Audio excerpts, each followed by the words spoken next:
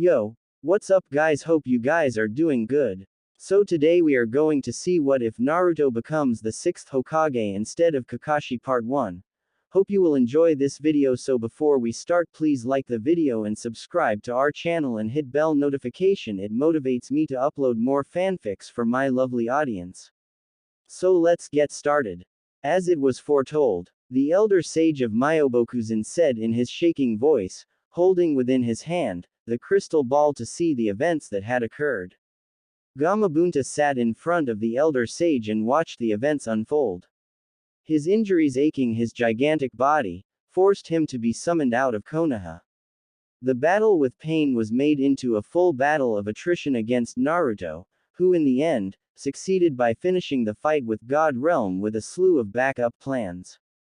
Though it is unthinkable that Jiraiya's two apprentices were the chosen of this prophecy, the change and revolution of the ninja world. The crystal ball, willed by the elder sage, zoomed in on Naruto's hand that held the first book that Jiraiya ever made. The elder sage then said, "That book really is the key to change for a prosperous future." Gamabunta wordlessly looked on to the crystal ball. As he viewed the features of young Naruto, the image of the 4th Hokage took over his vision. With a wipe from one of his forearms, Gamabunta then said, "The kid is making me remind of the 4th. It's through this brat that everything will change. I'm honored to have been of service to this brat." The elder sage commented, "Maybe this was all meant to be, from the time Jiraiya decided to never give up." The sounds of rushing water were the only things that could be heard in the great structure of Myobokuzen that day. Konoha. Geto Rinne Tensai no Jutsu. Outer Path. Samsara of Heavenly Life Technique, Nagato shouted, his chakra pouring out of his body. His remaining life force, going to the jutsu he had created. He said to Naruto, "I believe in you, I can see a bright future. Thank you Naruto, you made me remind myself of my youth, my idealism. I'll put my faith in you as Yahiko and Sensei did to me. With this, the deed is done."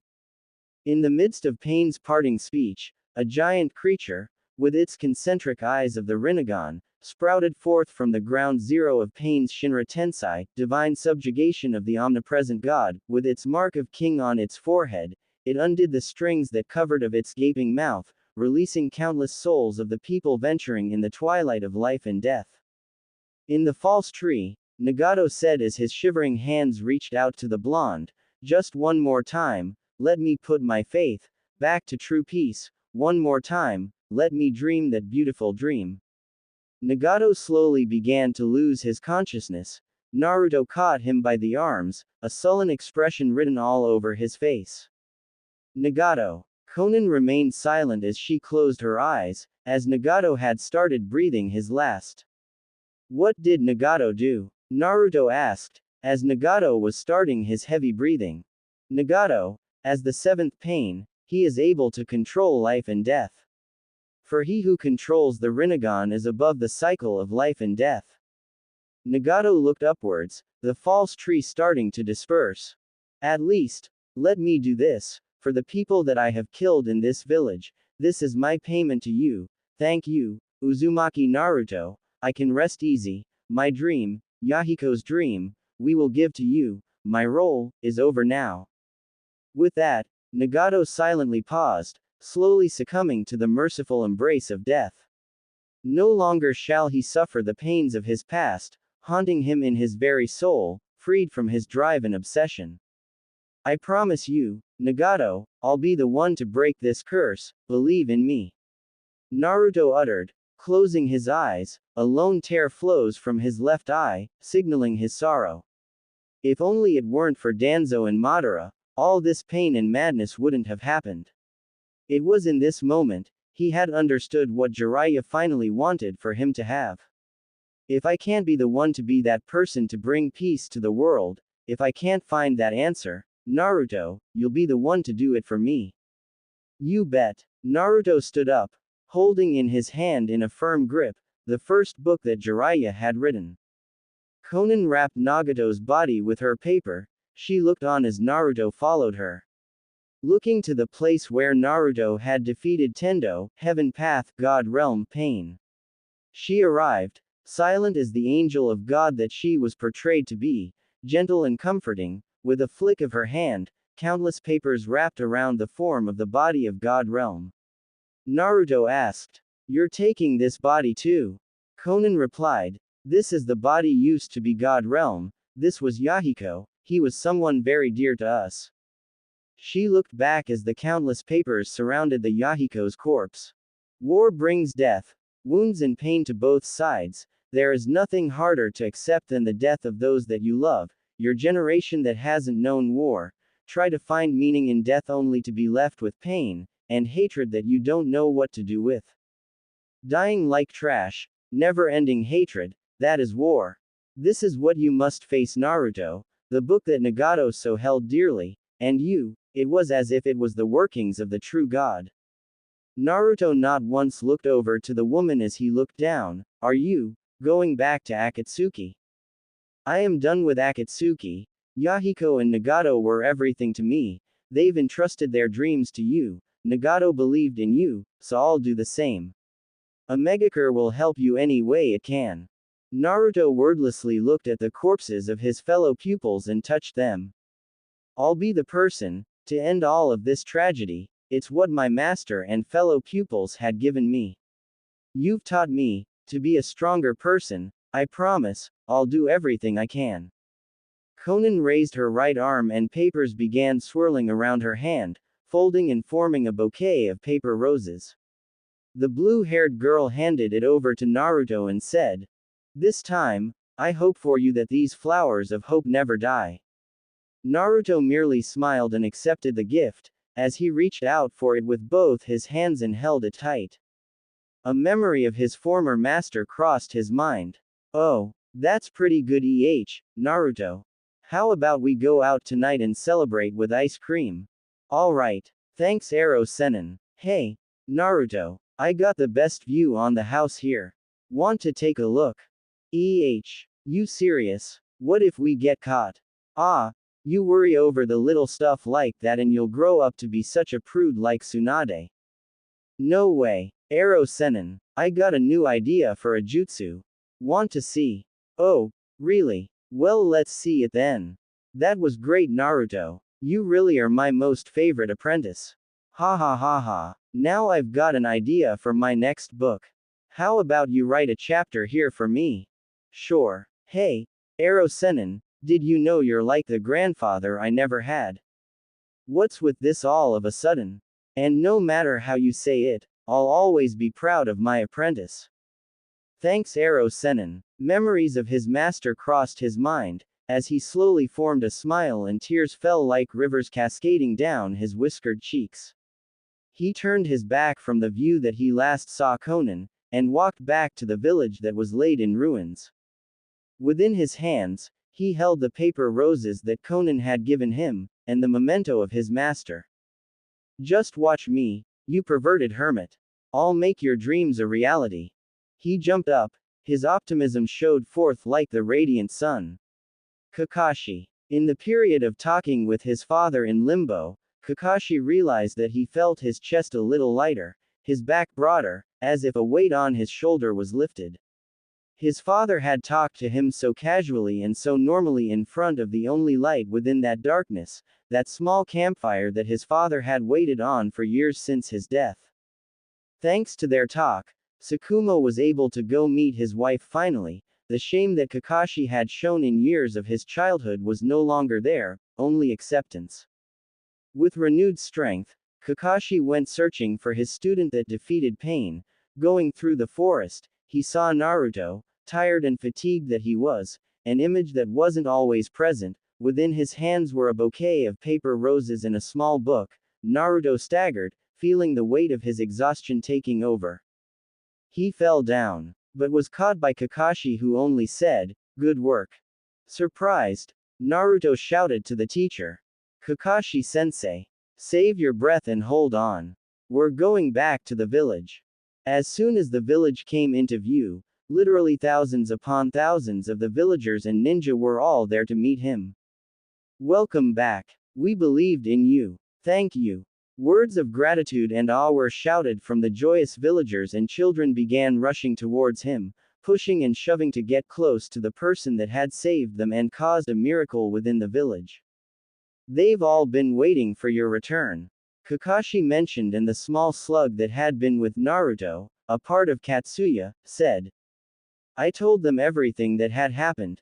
They've been waiting for you all this time. A shard of memory had hit Kakashi's mind. My dream is to one day become Hokage, and for everyone to acknowledge my existence. In the background, Iruka recalled the moment when Naruto was when he was a child, and to the moment that he had been embraced by the village. A smile had escaped his lips that turned into a full-blown grin, tears of joy overwhelming the teacher. As everyone cheered, certain people seemed to have been approached by the Anbu. This went unnoticed to several of the crowd. Nara Shikaku, who was one of the people that were approached, asked the masked ninja, "What is it?" "You are to report to the council room immediately." Shikaku frowned and lowered his head and asked, "Already?"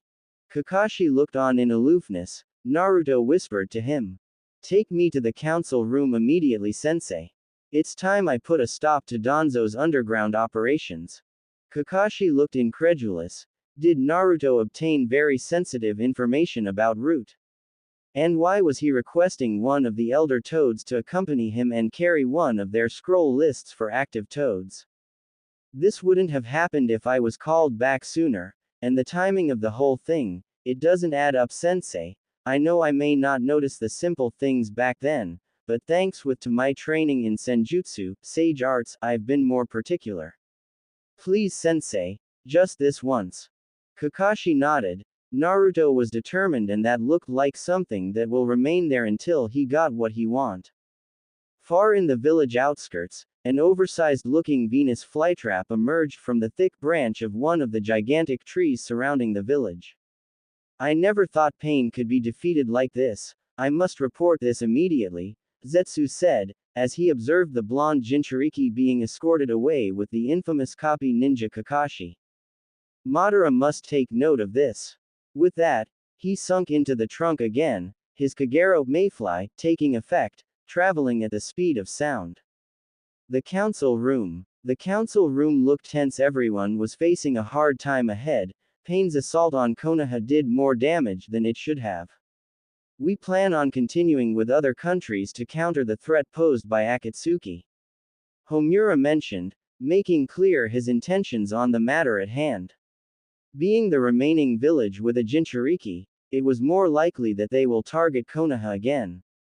The one from the financing department in the Land of Fire said, after what's happened to the village, the Land of Fire will do anything it can into getting Konoha rebuilt, but first we need to set up a considerable amount of budget and then take into account the strain on the other countries as well. Danzo in particular, raised his head and showed his uncovered eye, gleaming in the sunlight. There are other important issues to be discussed, such as who will be the next Hokage. All of the people in the room remained silent. The Fire Lord said, couldn't we just wait for Tsunade to awaken? I am sure the matter will fix itself eventually. Kaharu had voiced her opinion, my lord, Tsunade is still in a coma, we can't decide on a plan for the village when she will wake up. Besides, the destruction of Konoha was partially her fault. The Fire Lord sighed as he leaned back into his seat, fanning himself. I'd choose Jiraiya, I liked him, but he's gone now. Seeing Danzo was about to speak, Shikaku intervened, clearly seeing the schemes of the old war hawk.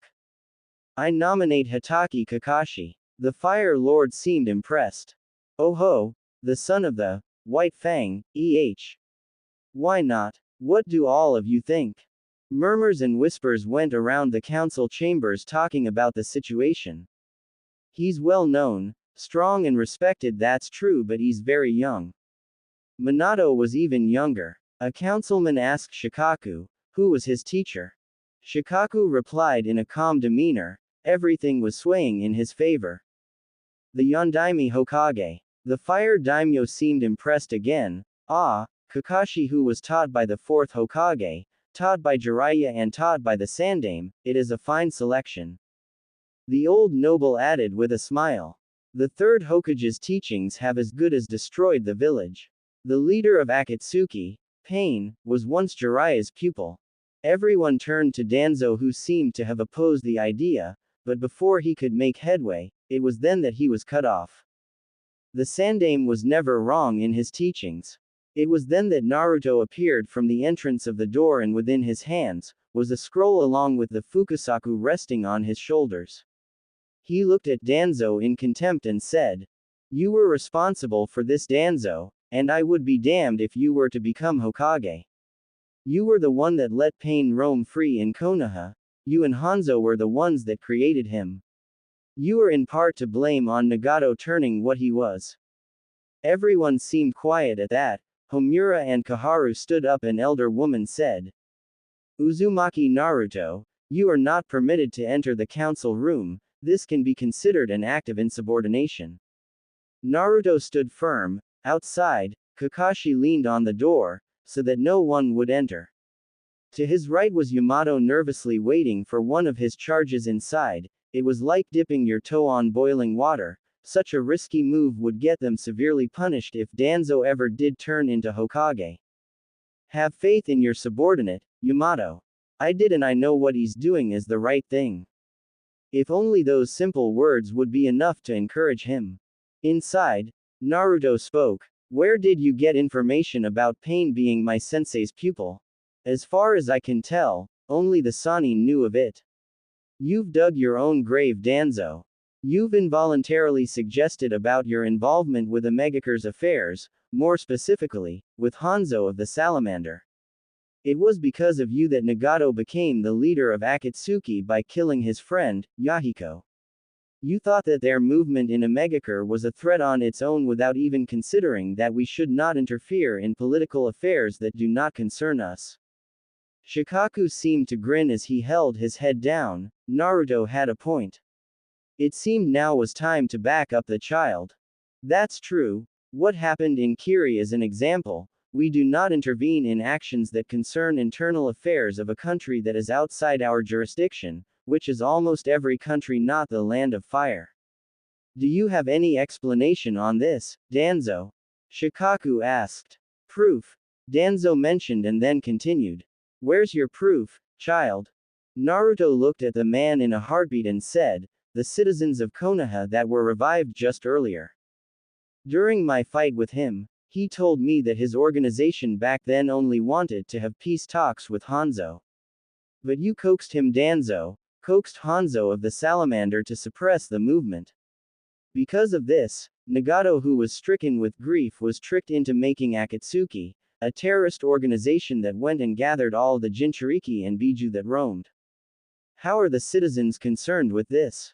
Homura asked. "Nagato, who held the Rinnegan, had an ability to revive the people that have died in a short amount of time. I convinced him to stop his actions and understand that Jiraiya's teachings weren't just idealistic.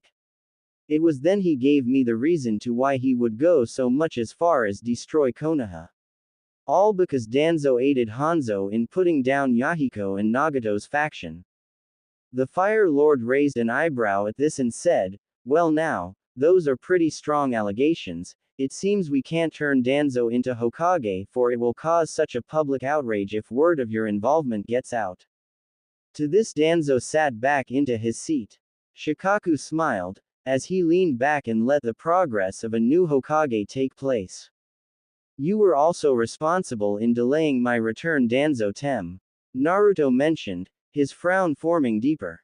"With my delay, Pain was free to do as he pleased. He terrorized and killed many of our troops. Those that didn't know my whereabouts back then were incapacitated or even killed. Did you know how many lives could have ended then? I know you've been hungering for power for years. Tsunade explained to me your reasons why you still run Root. And how she fervently opposed any idea and suggestion you had given. This proof shall be all that's needed." He raised the crystal ball to Fukusaku's hands, and the small toad held it firmly with his tiny hands. "Little Jiraiya explained to me once that the Hokage's office is filled with seals that the Hokage installed without anyone's knowledge other than his own and with little Jiraiya's. He said to me that the seals were there to record in the crystal ball the events that occur whenever the Hokage was not around. The trigger of that seal would be the seal etched onto every Hokage that set foot in that office, through their clothing or otherwise. It was then that Naruto unfurled the gigantic scroll, and in it was the list of the active toads that reside in Myobokuzen. When we left the village to train Naruto, we left here with a summoner toad to send Naruto back to the village if ever he was needed. If one of ours were killed, their names would be erased from the active scroll. This is what happened in the events that Pain started his invasion of Konoha. They saw a picture of Danzo, his back turned from the viewers, and saw that the man stabbed the summoning toad with a tanto. Homura and Kaharu looked at each other and then to the Fire Lord, who frowned.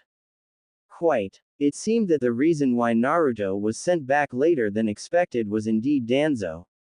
Even if Naruto weren't to return, Pain would have attacked nonetheless. I think I may have an idea of who is to become the next Hokage.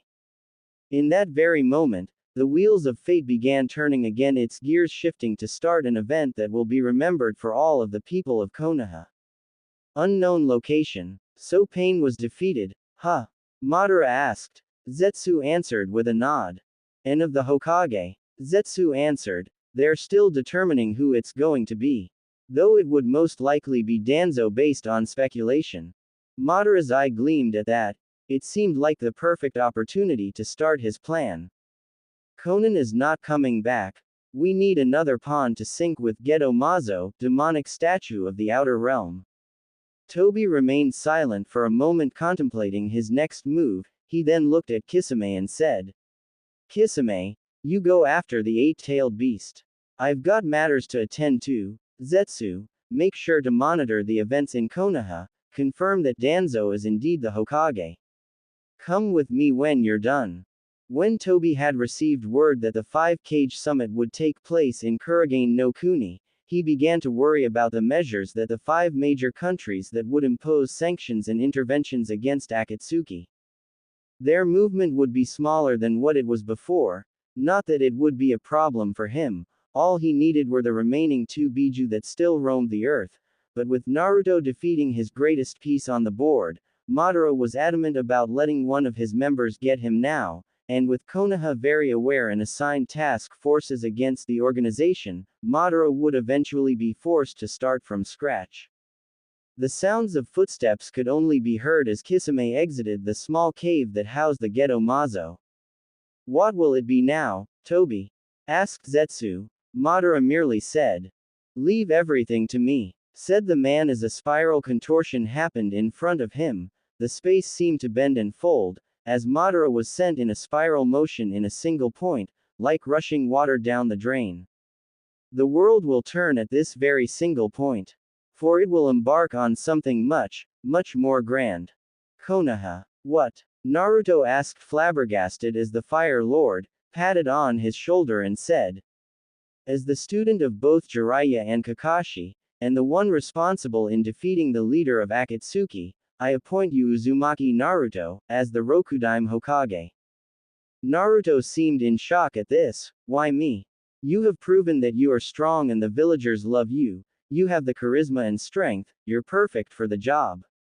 Said the Fire Lord. Everyone around, except for Shikaku, seemed unsure of this. My lord, you are giving a job of great importance to a child. But this is unheard of. Asked Kaharu. Wind Country has done the same, has it not? There were also rumors that this boy is responsible for the countless allegiances we have been receiving as of late, not to mention he is the child of Namikaze Minato. It would be great for Uzumaki-san to rise in this world as a political figurehead. He's already on a level that rivals Jiraiya. An S-class warrior of one so young is hard to come by. The Fire Lord countered in a sagely manner. Most of the members seemed to nod at this. But I'm still a genin. And the appointment of Kage needs not to be ranked. Chunin can become Hokage. Why can't genin for that matter? It is all about discernment, child. With that, the Fire Lord stood up. Naruto remained silent. Will you accept, Uzumaki Naruto? Or should we call you, Hokage-sama? asked the Fire Lord. Naruto still stood, and contemplated the situation. The moment he would extend his arm, he will become Hokage, the strongest of Konohagakure, the ideal figure of a shinobi. But if this is what needed to protect the people, then so be it. The Fire Lord smiled and Naruto remained silent.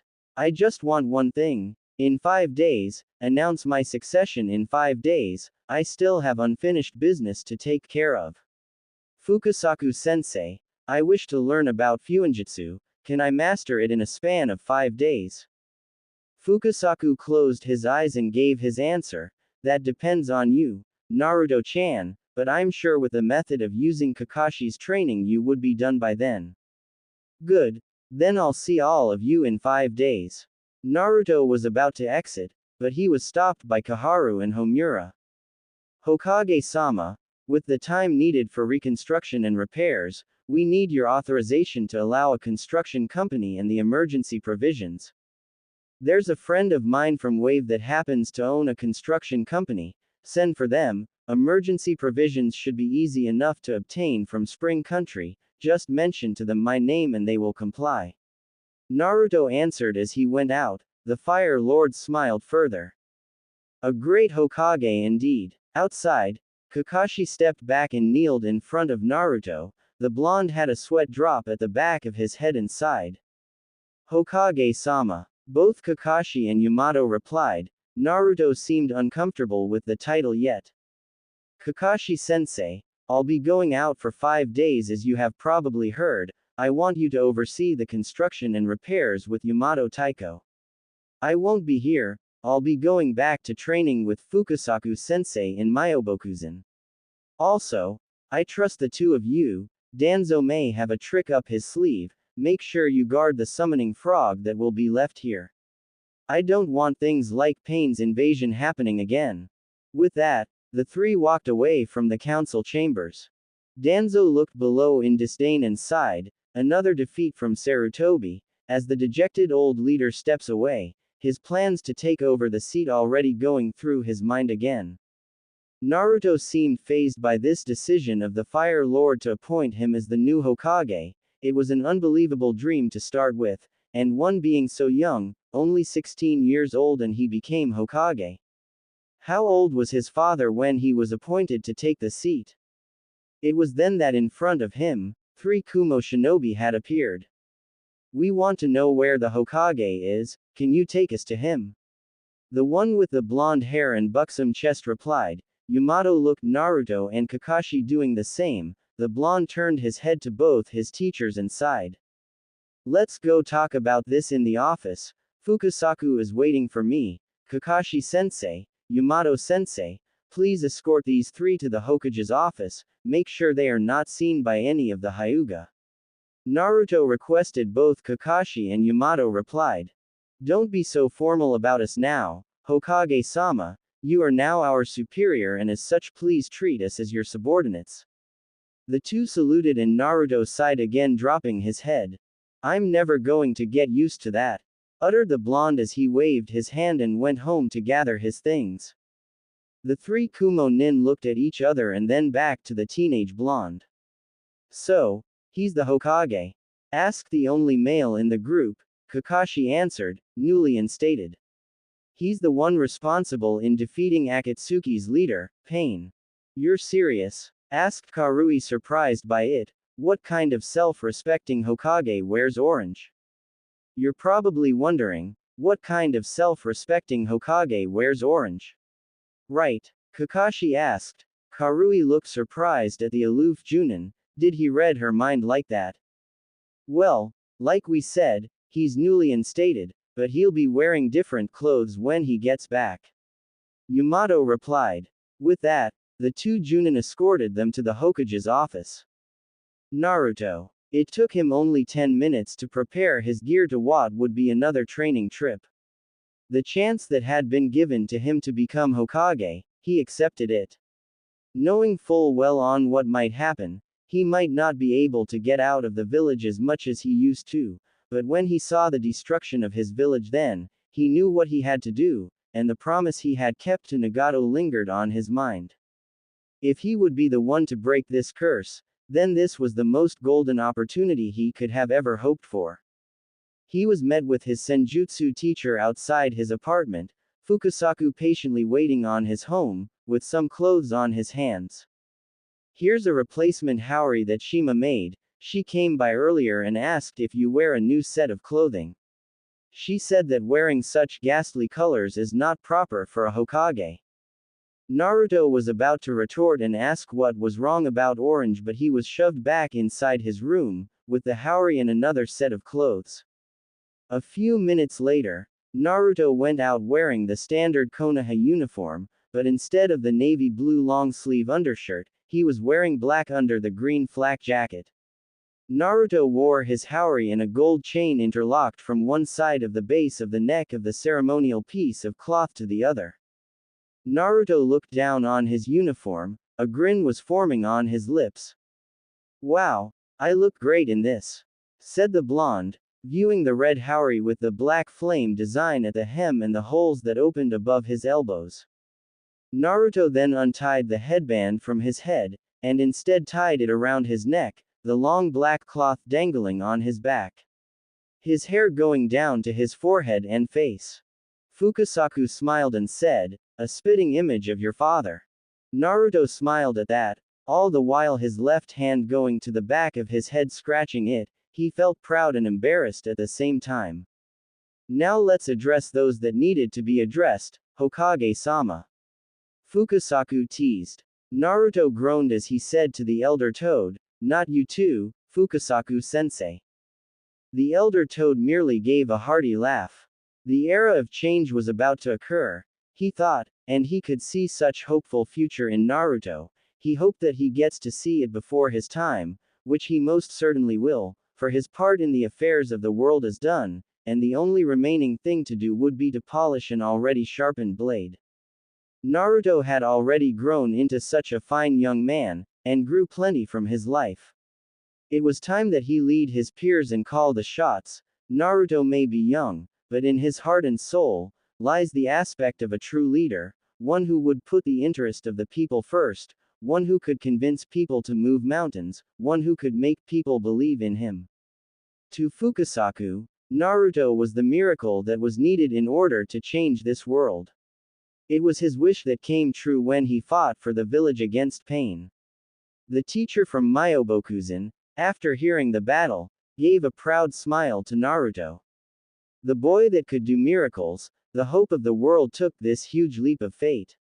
Perhaps it was meant to be that Naruto lead the people in trying times. But that huge burden must be too much to bear for a person as young as he is. They made their way to the Hokage's office. Naruto was careful not to be seen by any of his new fans. He was still unprepared for something as big as becoming Hokage right now. As he made his way upstairs, he opened the door to his office, and there sat in front of his desk was the trio that came from Cloud. Kakashi looked stunned as he saw Naruto. He was the absolute spitting image of the fourth in that uniform of his. He sat on the Hokage's chair. A feeling of nostalgia took over him as he leaned back and said, "I'd never imagined sitting in this chair with my age. It feels different," the new Hokage said, his two subordinates standing firm to his side. Kakashi and Yamato spoke at the same time. "You will eventually get used to it, Hokage-sama." Naruto disdainfully looked at his two former teachers and shouted, "Cut the crap already." Kakashi and Yamato merely smiled and forced back a laugh. He then turned to the visiting Kumo ninjas that had sweat drops at the back of their heads. "So what are you guys here for?" asked the blonde haphazardly, his left elbow resting on the desk and his chin resting on the palm of his left hand. Samui looked at her team and Omoi gave the scroll to her. The busty female then said, "Raikage-sama has requested a Kage summit in a week. He wishes to discuss on what to do about Akatsuki." Naruto raised an eyebrow at that and then turned to Kakashi. "Sensei, has Ba-chan sent request aides to fight against Akatsuki when I wasn't here?"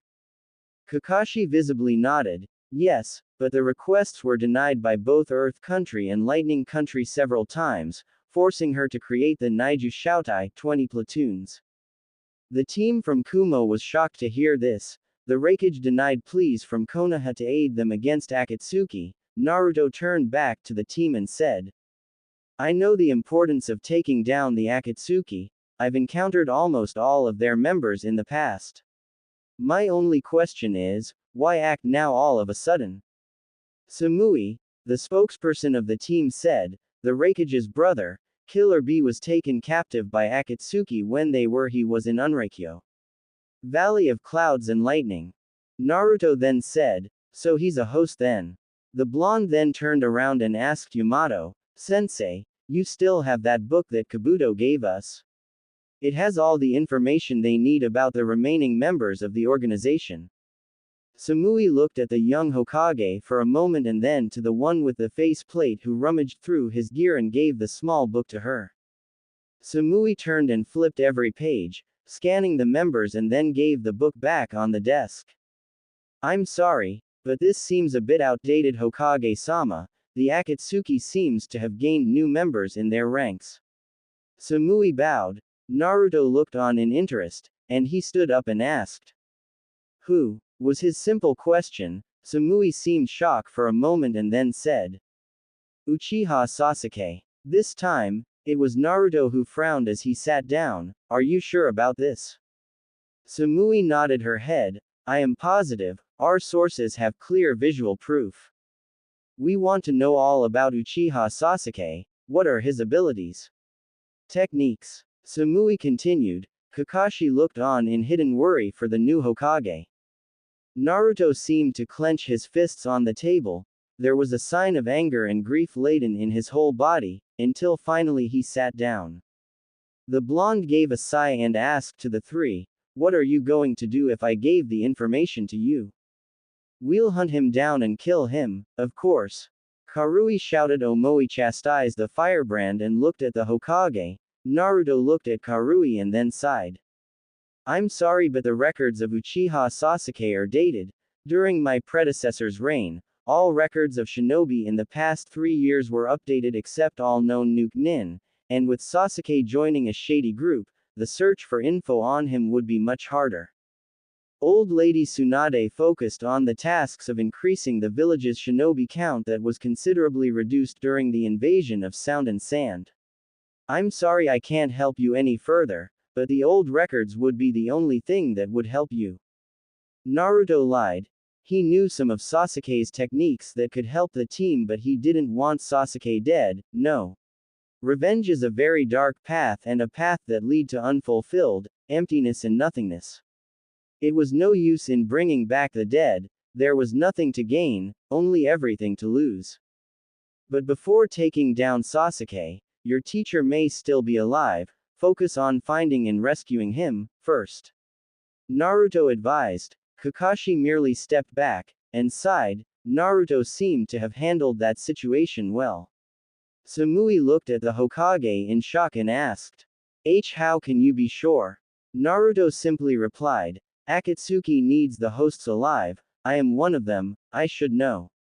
A member blurted out that they needed us in living and breathing conditions. I have the most experience out of the 9 hosts in handling them.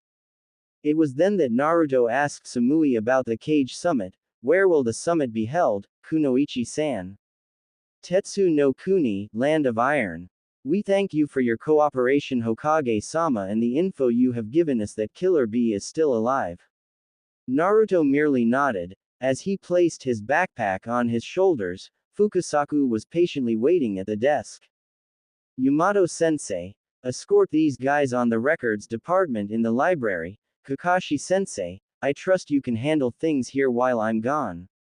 Kakashi nodded and Yamato saluted. All shall be done in the request of the Hokage. Naruto put a finger up, about to say something, but decided to stop and said, forget it. With a dejected sigh, he was met with his new teacher, Fukasaku. Naruto bit his right thumb and drew blood, swiping it on his left palm. He began trailing 5 hand seals and there appeared a very small frog. Fukasaku spoke to the small frog.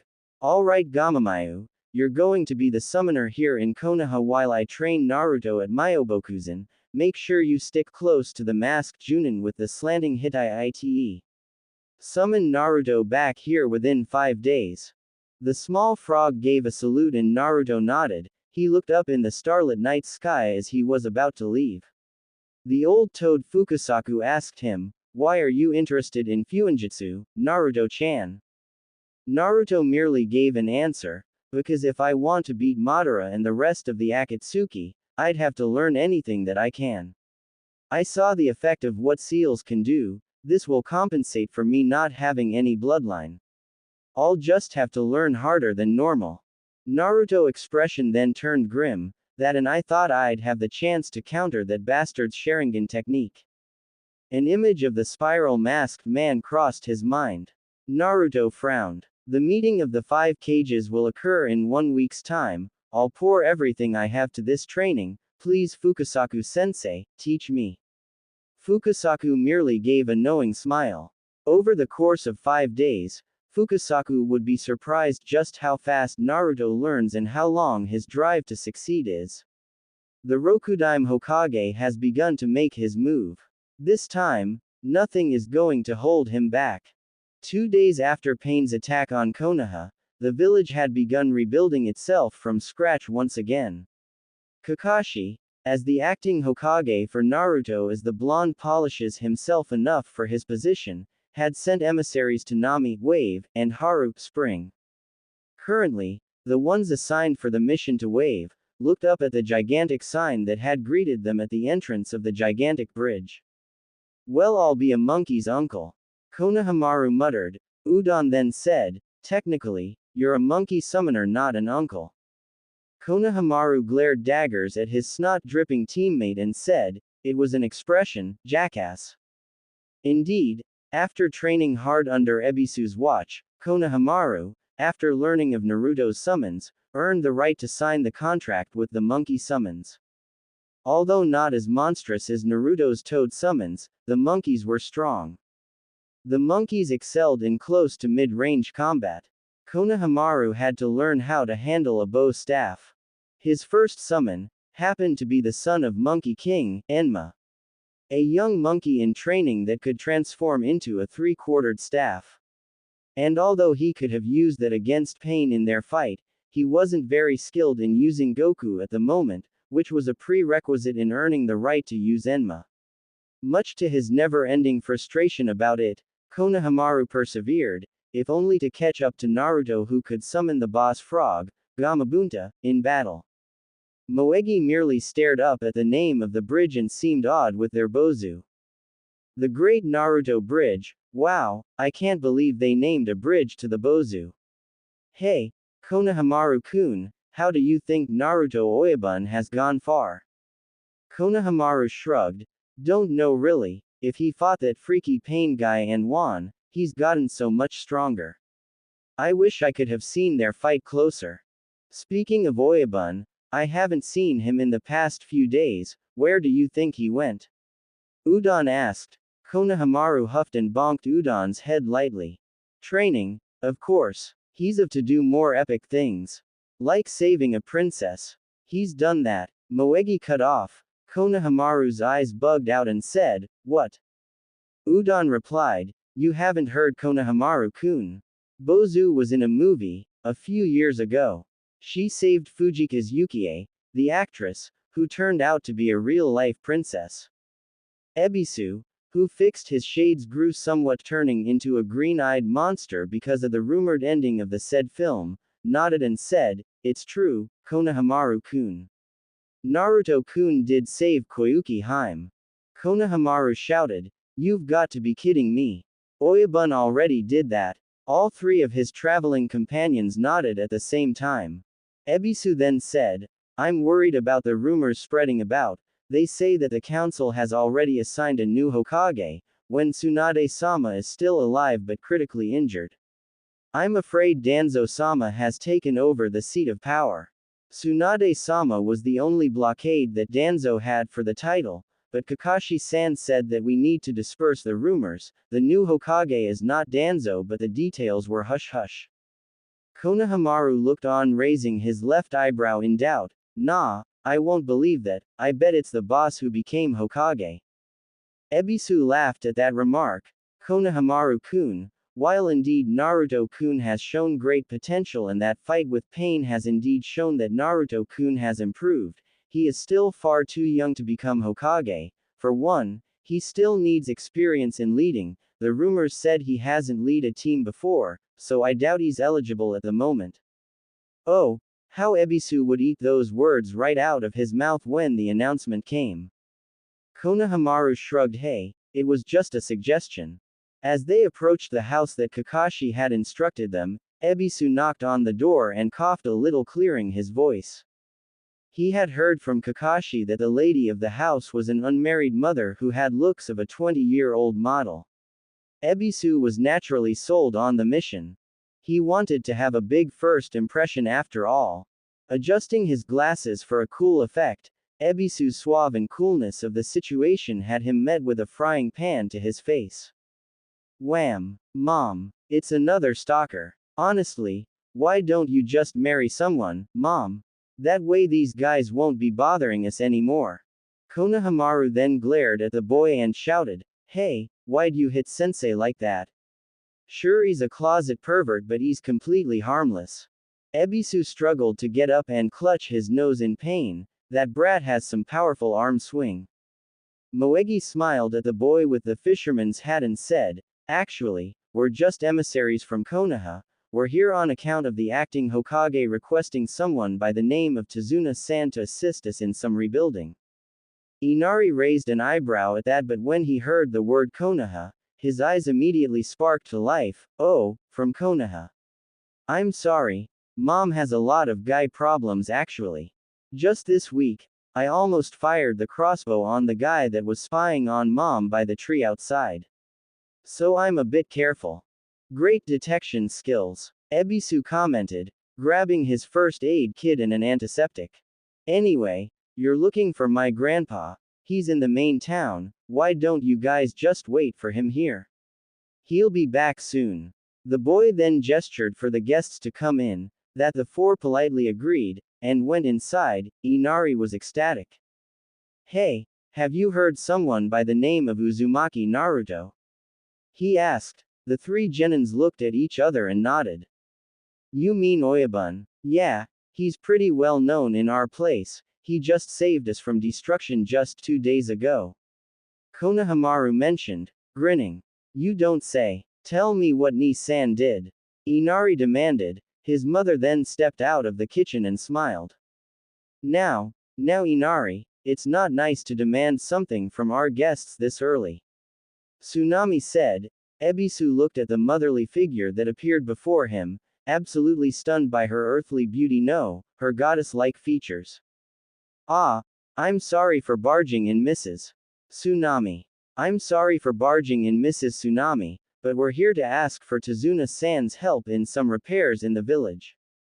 Tsunami nodded with a smile. Oh, what happened?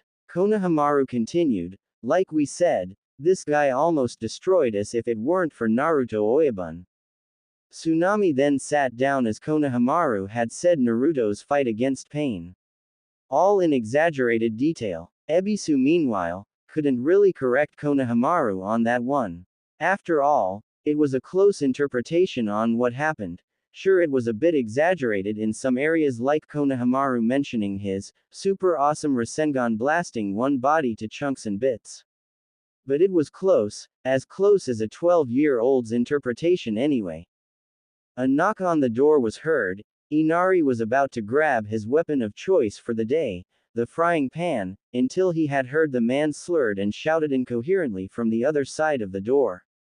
Let me in. Itish me. Grandpa. Bleeg. The sound of hurling and a few chunks of liquid splashing on the ground were heard outside. Oh, Konohamaru uttered. Moegi voiced her concern. Did he just barf? Ebisu sighed. Kakashi didn't tell him that the person they were searching for was a drunkard. This was going to be a long explanation. 2 days earlier, Naruto had arrived at Myobokuzen. Many of the citizens from Konoha didn't know where he had gone to, and he hoped it'd stay that way for a while. He was fearful of what might happen. But now that he had made up his mind, it was time to start thinking ahead. Jiraiya always did say if he put his mind to it, he'd be a better shinobi, possibly better than any of his generation group and beyond. Jiraiya had told him how he was much like the person Naruto is. The old pervert told him about how he was just not focused enough in handling one task in training back then. When Jiraiya was a kid, he would often neglect training in favor of peeping. That and his idea of being a ninja was to make Tsunade fall in love with him for his display of machismo. That didn't really suit well with the said girl, as it seemed what he received from Tsunade was a beating that almost made him kick the bucket. A little pep talk from the Sandaime changed his ways a little. Sure, he was still the lecherous sleazebag that Tsunade occasionally nailed to the wall or flung him to lower Earth orbit, but he got to go serious about his ninja career, and look where that got him in this lifetime. Naruto went inside Shima and Fukasaku's home, intent on learning all that he can. The old lady Toad spoke to him. Naruto-chan, there's the bookshelves about Fuinjutsu near our rooms. If you want to start reading on the basics about sealing, then go ahead. But be advised it's kind of hard to do when you apply it. I suggest you do that in the morning, you can read at night. Be advised Naruto-chan, Fuinjutsu normally takes up a lot of characters and symbols to be written, you should have an extensive vocabulary to write the seals down. Jiraiya-chan had to learn about writing them for 3 weeks non-stop. Are you sure 5 days is all that you need? Learning this is purely self-study, we can only watch you perform them. Naruto looked at Shima and said, it's all that I need. Shima smiled at this. Very well, I'll leave you to your devices, Naruto-chan. Naruto nodded, as he began taking notes on a piece of paper and began writing down some of the important parts that seemed important as he read. Fuinjutsu, the art of sealing, is still a very mystified concept in the world. It has been an ancient art existing longer than the Rakudo Sennin's time. Artisans of this field are rare, as often, learning the art of sealing is meticulous and time-consuming. Often the use of Fuinjutsu is to bind an object or living organism into another, existing in one being yet not being the same. Different characters have different effects. Often the amalgam of seals causes a new effect to occur. This is called transmutation, as it gives countless possibilities to produce with just a simple stroke. Naruto then turned the page and continued. Fuinjutsu is much of a science as it is mysticism. Sealing techniques are what preserved the human civilization from extinction. The reason being that Fuinjutsu has been used in ages past as a means in everyday lives like energy consumption and storage. The uses of Fuinjutsu is endless. Naruto soon got bored of the introduction. Turning the page, he skimmed the very first 10 pages and then wound up on starting the basics. Naruto immediately raised an eyebrow at this and went outside of the elder Toad's house. He could hear the rushing toad oil falling from the cascading waterfall. There were no crickets in here, as if there were, they would have been decimated by Gamatsu alone. But there were the stars out tonight, and he did have a flashlight in his backpack. So with a flick of his hands together, he formed the seal for Kage Bunshin, and in a matter of seconds, 1,000 clones immediately came into existence with a loud pop along with a copy of the book per clone. The original Naruto then shouted, "All right guys, you have 4 hours to study page 10 of the book up to page 40. Let's make this the most rigorous training we've ever had yet." The clones all nodded and gave a shout. Konoha, present time. Kakashi viewed the people in front of his desk. With a tap on the desk, he looked on and sighed. There weren't missions to hand out for the moment since the village is undergoing major repairs. Yamato was out there overseeing the construction and being the one with the Mokuden ability. He's been asked to restore some of the houses. Kakashi held back a laugh at the disgruntled and fatigued image of his Kohai crossing his mind. The villagers make it sound so easy on Yamato. Kakashi's musings were quickly vanished from his thoughts as he heard Hyuga Neji clearing his throat. "Ah, I see you have become the Hokage.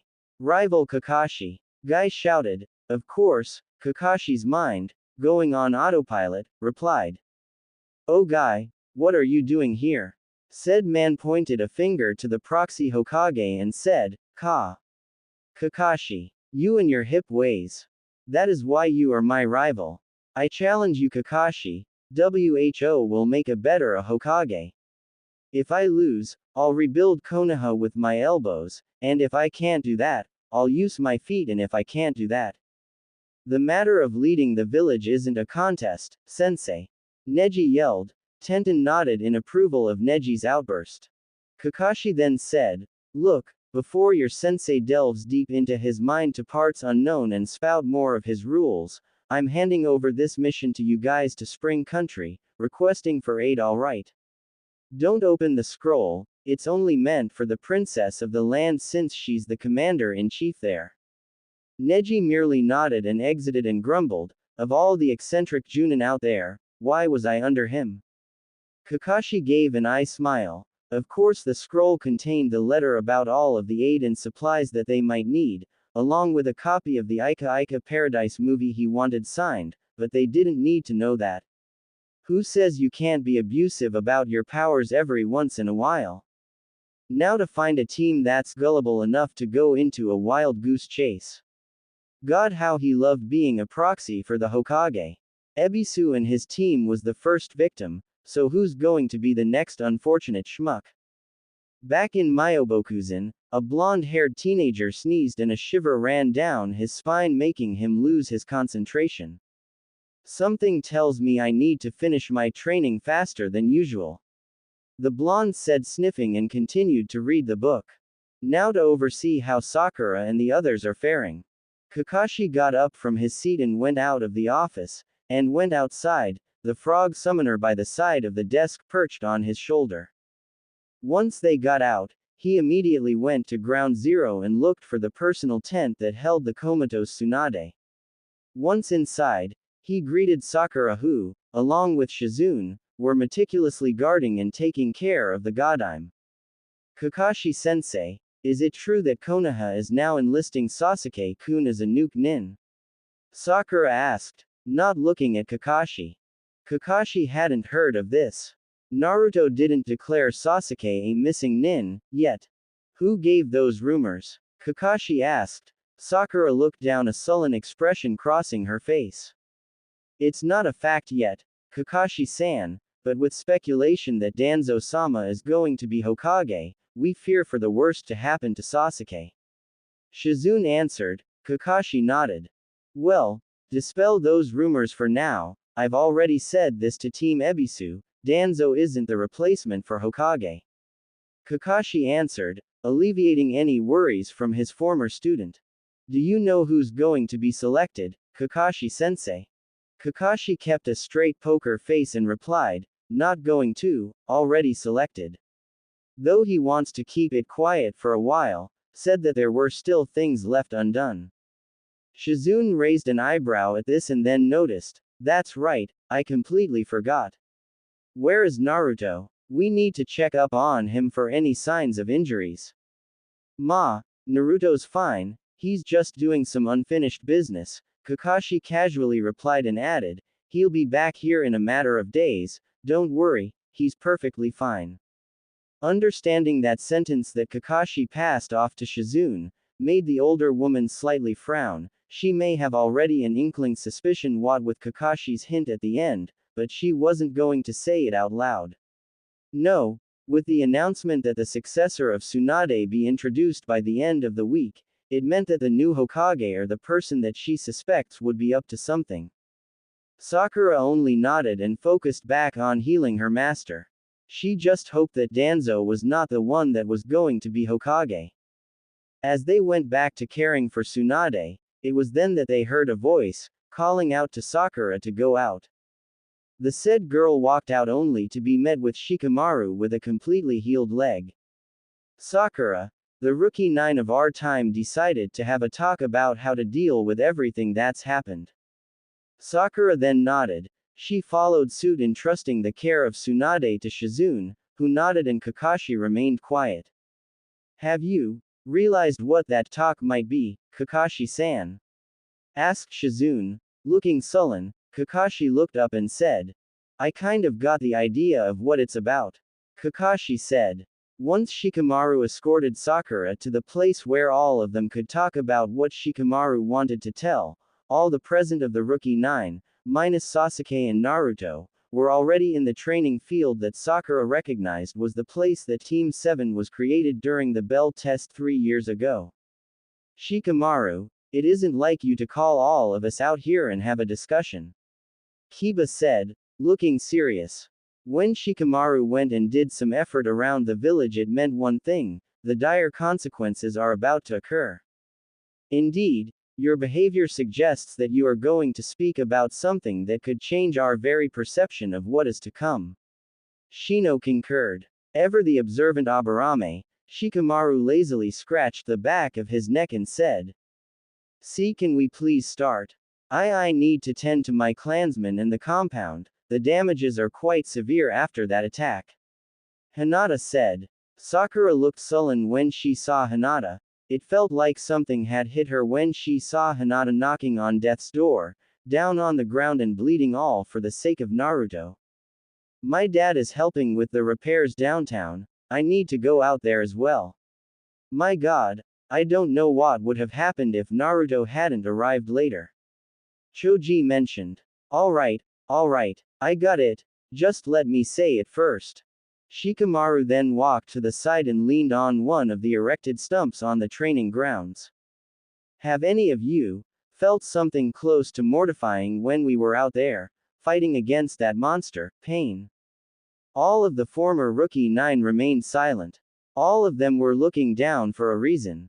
Pain managed to kill more than half of our population when that jutsu was used on the village. I saw a lot of people died in just a flash. In just a moment, I saw people dying left and right, children crying or dead. I never felt so horrible. If you were near the decryption department, close to downtown, you could have seen the very effect of the epicenter of that jutsu. Shikamaru felt a shiver crawl down his spine, holding his formerly injured leg, all those horrified souls that were dead just mere days ago, flashing before his eyes. Then just in the evening after the attack, when I just got my leg healed, I was down by the records section since it was close to our home. I overheard this conversation from 3 foreign nin that came. They were Kumo nin. Shikamaru continued, I heard that Sasuke became part of Akatsuki. Everyone seemed to gasp at this. Kiba shouted. What the hell is going on? What on earth possessed Sasuke to join that organization? I don't know, but based on the reports from Intel, Akatsuki had managed to capture the eight-tailed host. You can already see where this is going. Shikamaru answered. Ino then spoke up. But that can't be right. Sasuke joined the same organization as his brother. The same organization that killed Asuma-sensei. Shikamaru sighed and continued. It wasn't the fact that Sasuke captured the eight-tailed host that served as the breaking point for a foreign village to move out. It was the fact that the eight-tailed host was the brother of the Raikage. You understand now. Sasuke caused such an international uproar that the way I see it, Danzo or not, the new Hokage has no choice but to place Sasuke on the bingo book, lest he or she wants our village to go to war. Besides, I'd be damned if they take Naruto. This time, Shikamaru's expression turned grim. This time Kiba's fists were shaking. So it comes to this, then, do we have a choice? Sasuke was our friend, but I'm not going to let him take Naruto. Shino replied, in his monotone, if persuasion through words cannot reach Sasuke anymore, then there's no helping it. I'd rather kill Sasuke than lose Naruto. Wait, how can you be sure that the new Hokage would just let this stand by? Sakura asked. Shikamaru explained to Sakura. Sakura, no one who is not a ninja of Konoha is allowed to go the records department, you understand, right? That's where they store info on Anbu profiles, shinobi profiles and most of all, jutsu and Konoha techs. You think that the Hokage will allow 3 foreign nin to just casually walk in there? They need permission and supervision, and I happen to see Yamato-sensei there. What's going to happen? Ino looked at Shikamaru in worry. Shikamaru grabbed one of his teacher's trench knives and gripped the handle as tight as he can. We're going to take care of Sasuke, with or without Naruto's approval. It's bad enough that he carries the burden for all of us, we can't rely on him forever. We need to grow up as well. Shikamaru said. It was then that Ino and Sakura started breaking down. Hinata remained silent in the whole ordeal. Sasuke is now liable for his actions, there's nothing that can be done. I wanted to tell this to Naruto, but he isn't here. I've tried finding him everywhere, the ramen shop, the training fields, his apartment, even the goddamn monument, he isn't anywhere. Shikamaru said. Sakura then said to Shikamaru, take me to the Hokage. TCH, like that'll be easy. The whole council is hiding the fact of who's going to be the next Hokage. I even asked my dad who it was. He just said that the matter will reveal itself in 3 days. I'm sorry, Sakura, but if you want to talk to the Hokage, you're going to have to wait 3 more days to finally speak to him, her. Sakura could only let the tears fall from her eyes. Myobokuzan. 2 days. 2 days had passed and Naruto's progress has been occurring in leaps and bounds.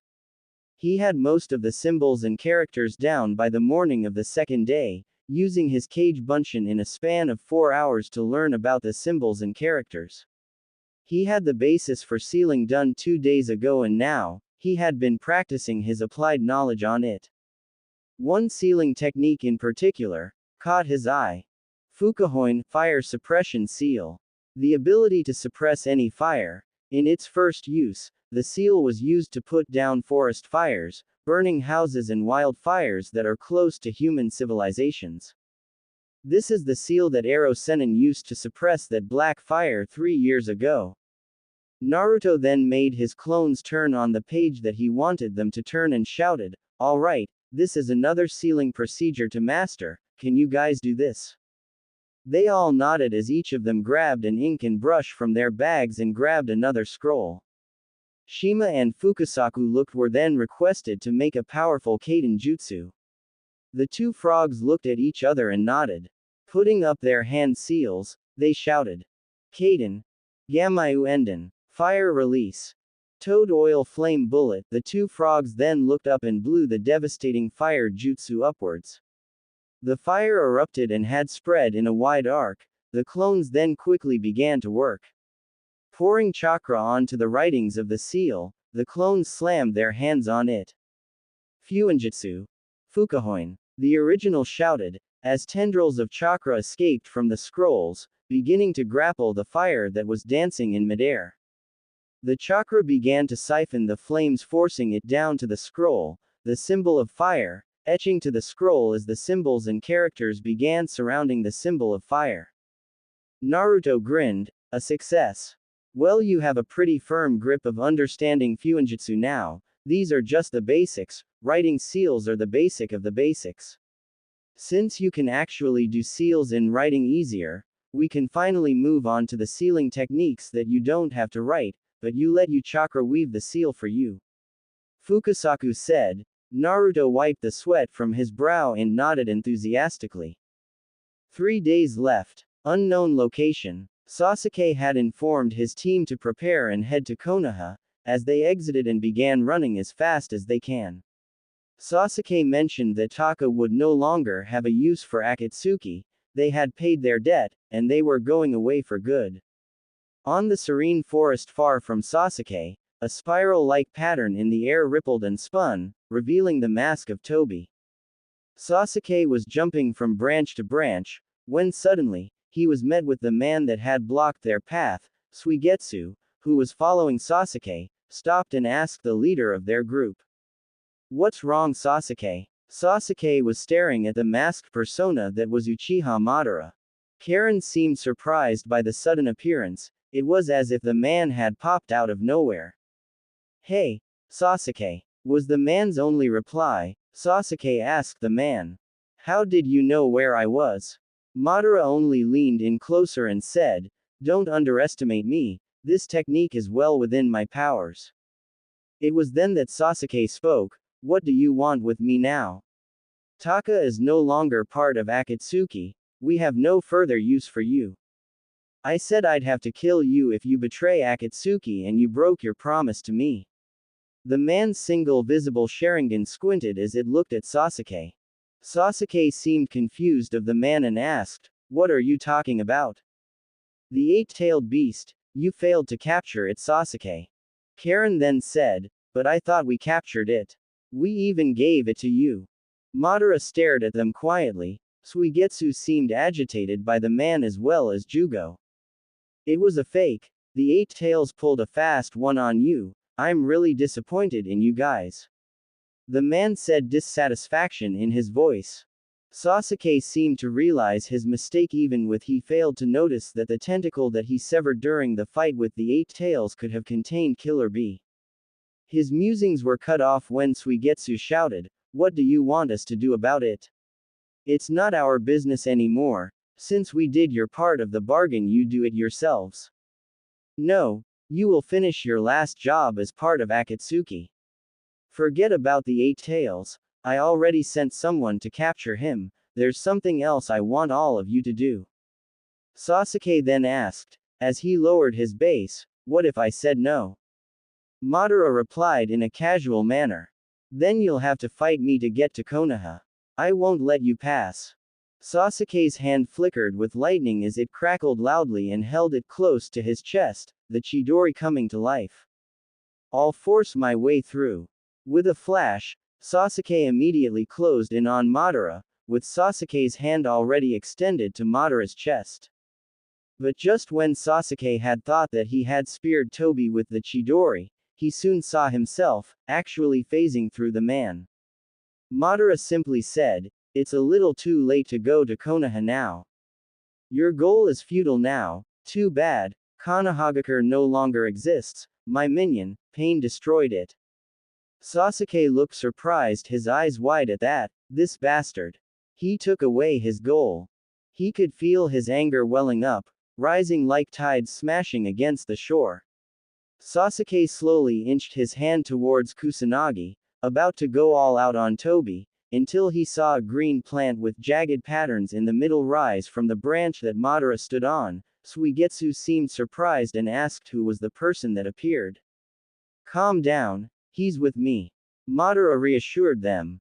"So who's the new Hokage?" asked Madara. The talks were very secretive, but from the rumors going around Konoha, they say that the next in line for Hokage is Danzo. Zetsu mentioned. This got Sasuke's interest. Madara looked at Sasuke for a moment. He could feel the sudden rise of killing intent coming from Sasuke. Madara seemed to smile under his mask in this predicament. "I thought as much," Madara said. Sasuke asked. "Danzo is Hokage." Tobi only said, "It's just factual speculation. But he is the most probable candidate at the current situation. He's the one responsible for making your brother do what he did, and now, he's Hokage." Sasuke gritted his teeth. This time his right hand was now holding Kusanagi. Because you and Pain had made such a commotion, the 5 Kages had begun to move. They're about to hold a meeting. Sasuke remained silent at this as Zetsu continued. "I'll explain the rest, Sasuke. You see, Pain took initiative in capturing the 9-tailed host and we let him. Take into mind that Pain was one of our strongest members. He conquered a Megakure and can do a jutsu that can take out an entire village. Yeah, he could probably kick your ass without a problem."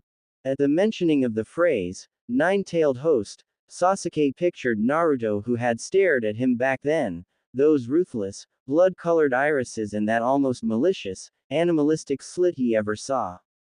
But when Pain had invaded Konoha, he terrorized the village and destroyed most of it. Now Konoha is in ruins. But Pain still lost to one person. He lost to Uzumaki Naruto, the 9-tailed host. Suigetsu raised an eyebrow and asked, "So this Naruto defeated Pain all by himself?" "That's right. He's gotten pretty strong. He may be even stronger than Sasuke." The Uchiha scoffed at the idea and said, "I don't care about that, the 5 Kages are the problem." Suigetsu then said, "Well, what are you going to do then, Sasuke?" Danzo's your target, right? Konoha is pretty much decimated. If Danzo is going to that meeting, shouldn't we just go over there by ourselves? Sasuke seemed to contemplate at this, considering the almost near impossible chance of not having a head-on collision with any of the Kages. Karen, however, seemed adamant about the whole thing. For one, it was the freaking 5 Kages, there was no way that Sasuke could even hope to fight them all at once. Only a madman would dare do so. We'll go to the meeting and kill the 5 Kages, our plans have changed. Sasuke said, without as much as hesitation in his voice. Karen could feel herself shivering at the thought of facing the top ninjas of each of the 5 major villages. For someone, even if it is Sasuke, facing all 5 of them in one place is beyond suicide. Madara, however, seemed to encourage Sasuke's hair-brained idea. So where is this meeting? Karen asked, resigning herself to her fate. Madara motioned for Zetsu to lead them and Zetsu did so. The jagged pattern of the leaf separated, seeing figure of a man, whose body and face was separated in black and white, and it kept separating, tearing himself down in the middle. To the rest that are not used to this, they were utterly disgusted when they saw Zetsu, fully severing himself in two, as his white half lead the way with the 4 members of Taka following behind. Jugo seemed unsure of the predicament. Can we trust them, Sasuke? Let's just see what happens. If he tries anything funny, I'll use Amaterasu on him. There's something I've been meaning to test out anyway. Sasuke mentioned, as they jumped straight towards the land of iron. I can't believe Nagato used Rinne Tensei like that. That was supposed to be reserved for me. What a betrayal, Uzumaki Naruto, he's thrown a wrench to my plans. Zetsu, I think it's time we step up, finally let the world know what we are truly aiming for. Time for the Tsuki no Mi to come into fruition. Myobokuzan. Naruto had never thought how seals were so versatile. That introduction from the first book didn't do the endless possibilities of Fuinjutsu justice. It was unimaginable. From one of the writings of the book, it was said that Fuinjutsu, in the hands of a true artisan, could turn into the most deadly weapon.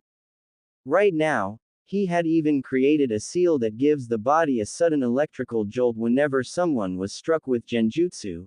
It didn't matter what kind of genjutsu it was, as long as the seal was placed, the seal would trigger and command the chakra to cause a defibrillator effect and jolt on the neural nerve cells to disrupt the chakra flow. It was painful, but since he was still new to the sealing arts, it was understandable. Hopefully he could turn this new art that he had learned as a sort of hobby, maybe even incorporate it for some entertainment. Now that he had only one day left before going back, he thought about all that has happened so far, all of the events that had come into culmination due to the people responsible. It seemed like fate was a stack of dominoes, one decision affected all. In his case, it was absolutely true. Going through a set of hand seals, he had discovered that in Fuinjutsu, the sequence of seals had purpose. For example, the boar seal meant the grasp of the earth. It was about stasis, as earth was unbending to anyone's will, the earth symbolized fortitude and strength. In Fuinjutsu, doing the seal of the boar meant putting an object in stasis and suppression, forcing something to go down or become inactive. Next was the dragon, it symbolized uninhibited instinct and nobility. The dragon meant superiority and benevolence, the wind above their heads soaring into the sky. In Fuinjutsu, the dragon bears the ability to release tension, relieve. Convert raw power to something more manageable, a buffer if you will. Oi Naruto, here's the request you made 4 days ago. Naruto's musings were cut off when he saw Gamakichi leaping towards him with the said object in hand. Naruto ran towards Gamakichi and thanked his long-time toad friend. Thanks, Gamakichi, this is perfect.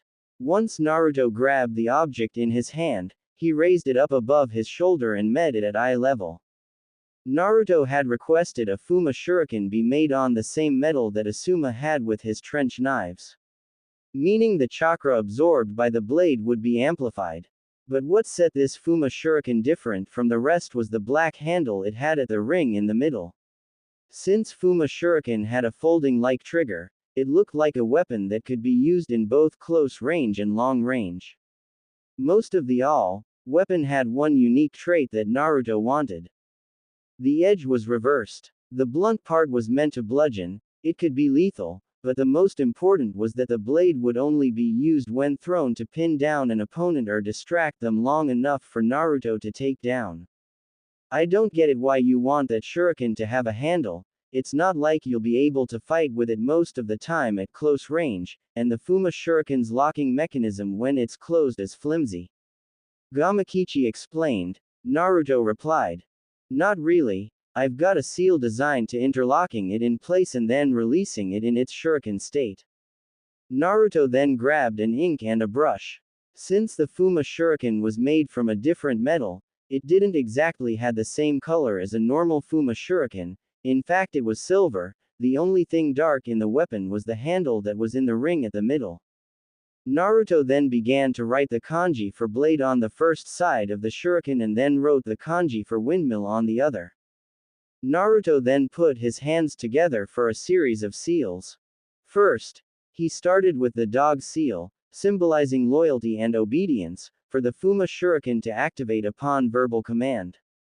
Then he used the seal of monkey, the symbol of intelligence and autonomy, to activate by what command phrase that Naruto wanted and to make it automatically revert back to its blade form without a need for a verbal command when unneeded.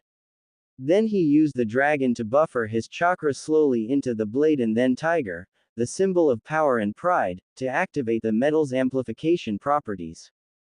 Naruto then slammed his right hand on the character of blade, as it is the initial seal that he had written. Whoa, Aniki, what did you do? Gamakichi asked. Naruto grinned. It's one of the easy seals I managed to come up with just yesterday, I called it Ningu Eihei, Ninja Tool Sentinel. You'd be really surprised just how much Kage Bunshin you need just to make up a seal. It feels like 20 years doing all that work. Naruto exclaimed. Gamakichi laughed. Naruto was still in the process of learning the no symbol style Fuinjutsu, but he was getting there. Fukasaku said that being adept in it is all that's needed for a while, he had a meeting to attend to anyway. So with tomorrow his last day before going back to his village, he trained with getting to know how to use his Fuma shuriken instead. As the end of his 5-day training period coming closer and closer, Naruto, on his last day, decided to sleep and rest before being summoned back to Konoha. Naruto, in his heart, was preparing him for his newest task. Guiding Konoha through the tides of uncertainty, protecting everyone and finally, bring about a new age of a world that his former teacher had longed for. Konoha, 5 days after Pain's attack. Are you ready? Kakashi asked. The figure at the back wore his red and black haori, a folded Fuma shuriken strapped on his back, the black long-sleeve shirt under his green vest and black pants, wearing the red and white hat that symbolized his authority within Konoha. The symbol of fire placed at the tip forward. The figure nodded. The elders by the side were standing sideways as they wait for the figure to step out of the door towards the balcony of the Hokage's building that miraculously survived from Pain's assault. As long as there are leaves, the will of fire shall never die. The figure looked on at the pictures of the 5 Hokages that had ruled before him, as he took a step forward like a true leader, the elders and advisors, then saw the silhouette of Hokage's past, the back of Senju Hashirama, Tobirama, Hiruzen, Minato and Tsunade, going out to face that roaring crowd, his face hidden by the hat that had been placed above his head. Kakashi, Yamato, Koharu and Homura were wide-eyed, they were breathless as they saw the person walking towards the people. From the midst of tragedy and despair, the will of fire has shone and it had shined brightly in the radiant sun. As the people saw the person that had walked towards them, the winds howled and swayed in his presence, it was then that the new Hokage. To many that had seen the red and black haori whose hem of the clothing danced into the wind as the person walked towards them, they immediately recognized the person under that hat. Many would recall this as the moment of absolute change. Flashes of memories littered the minds of the people as they saw the face of the new Hokage removing the hat that he had coveted for so long ever since his childhood. As long as there are leaves in this village, the will of fire shall never die. I am the Rokudaime Hokage. I am Uzumaki Naruto and I will lead this village from now until my very last breath. The sounds of cheers and yells of praises could only be heard on the 5th day of the Rokudaime's reign. Let fire burn brightest upon the most wise. Everyone looked on in awe at the person that stood above them, with the hat of the village Kage held in his right hand. Naruto looked below in the same manner that the elder population of Konoha had seen only once from their former Hokages.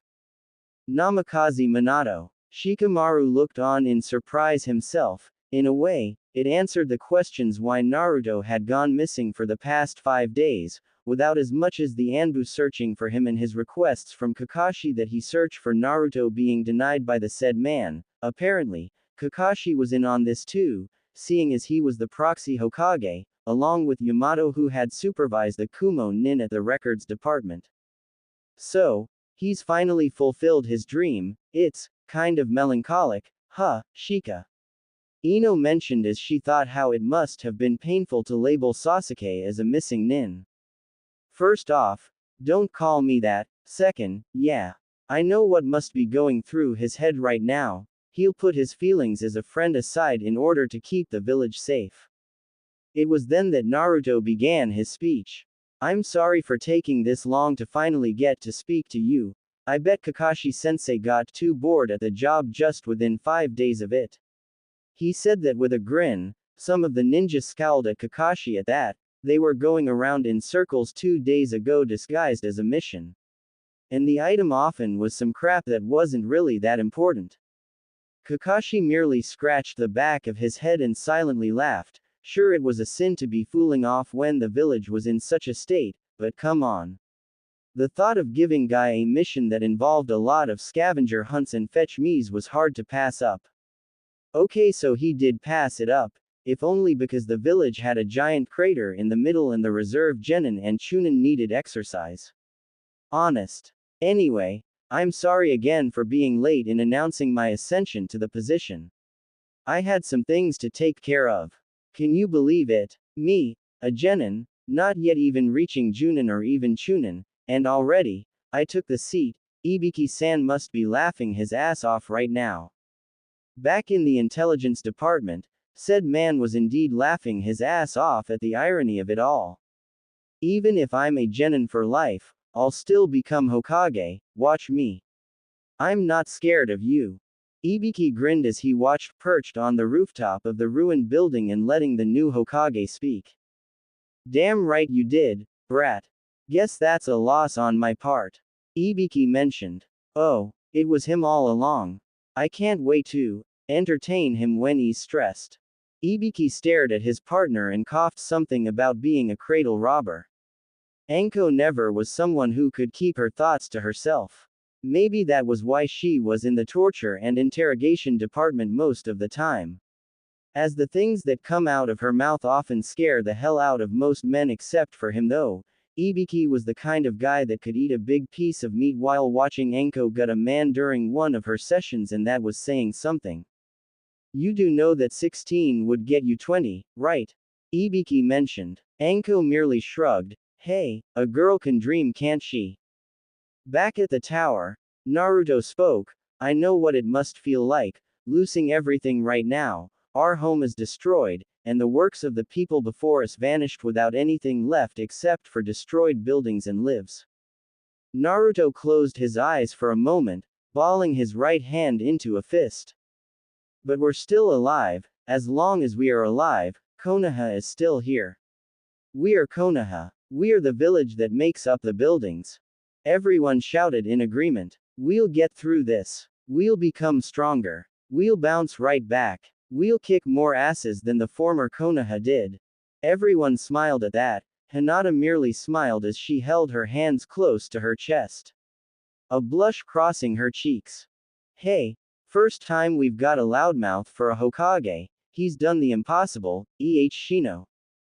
Shino nodded with his hands in his pockets and said while looking up, "This is the reason why I would not simply let Akatsuki get him." The bug user continued, "Why? Because every time one of us is sad, Naruto was there to make us feel better, forcing us to take another step forward by word or by force. Naruto made us into better persons, do you understand, Kiba?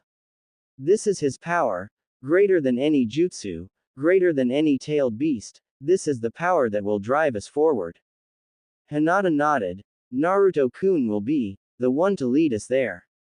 Choji grinned as his father looked simply in awe. "Naruto, we believe in you, so, make us proud."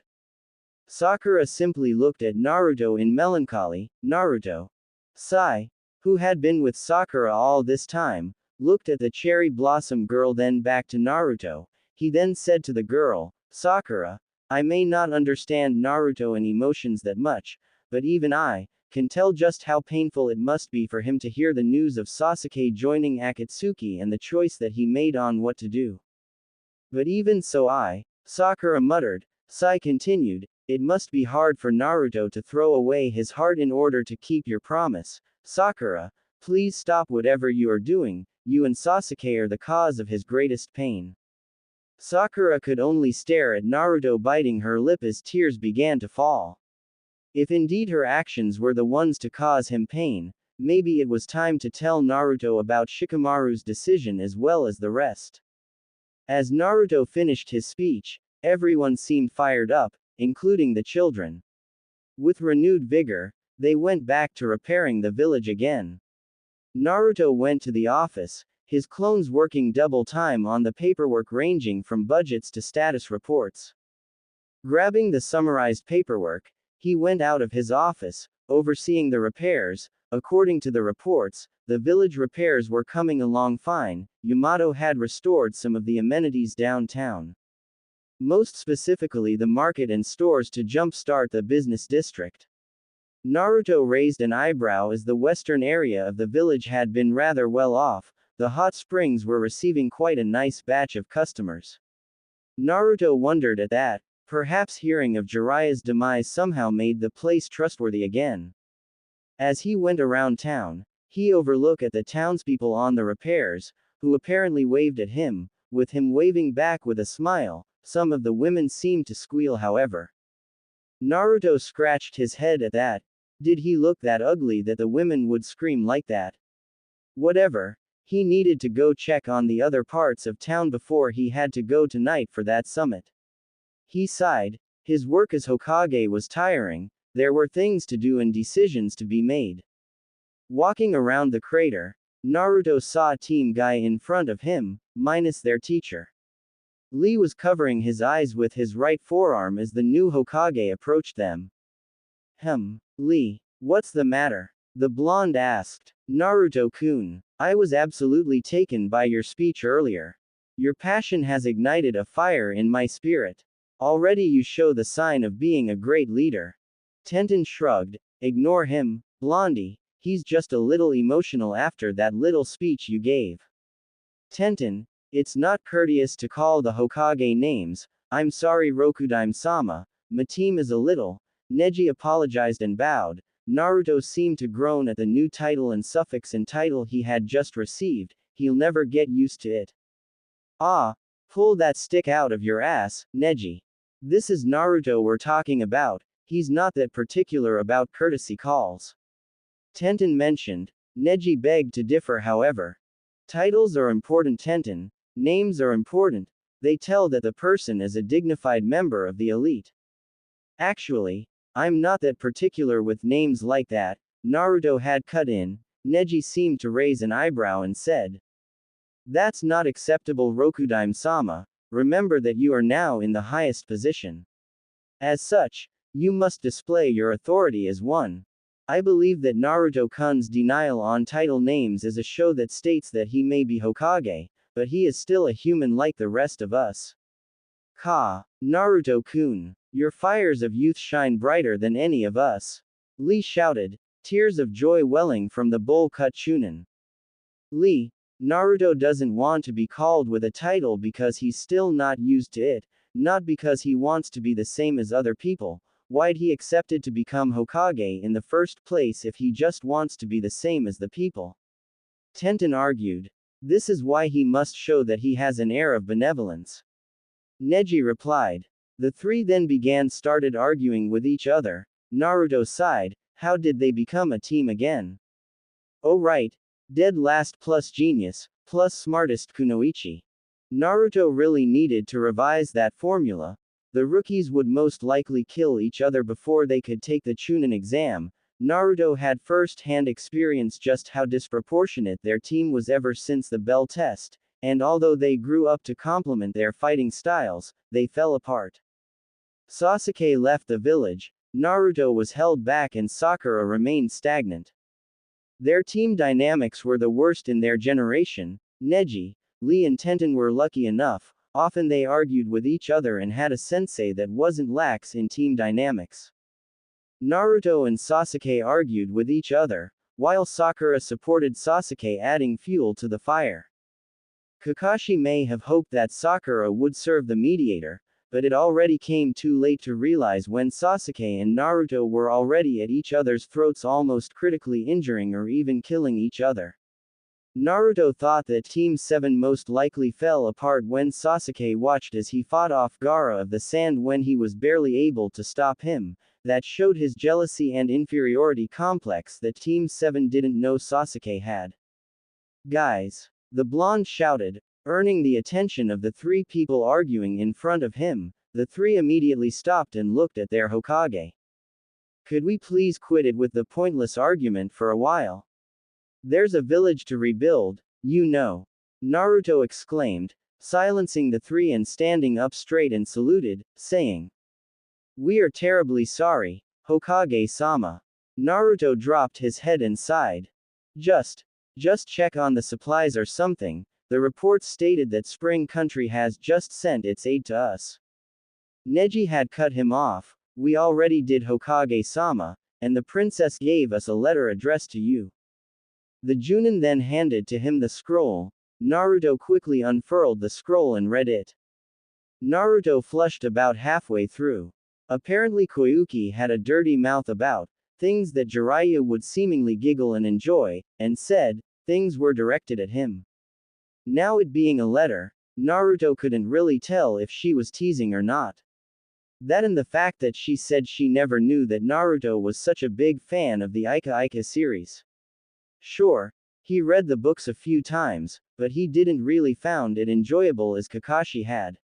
Though from Koyuki's letter, it sounded like he was. Naruto had inkling as to who sent the letter and revised it. He made the letter the night he was about to leave, giving it to Kakashi to proofread and edit if ever he had said some awkward words to the head of state of Spring Country. Said Junin gave a simple nod and said to leave all of that diplomat letter bullshit to him. Naruto right now was sweating bullets as his face was flushing. I need to have a word with Kakashi for this, Naruto said, unfurling the scroll further and found a storage seal. Massaging his temples, Naruto thought that he needed to teach Kakashi a lesson in suddenly putting him in a precarious situation that the Junin would have terribly enjoyed. Oh, for the love of. Unsealing the storage scroll, he saw a signed copy of the Ika Ika movie that Kakashi had been clamoring about 3 years ago.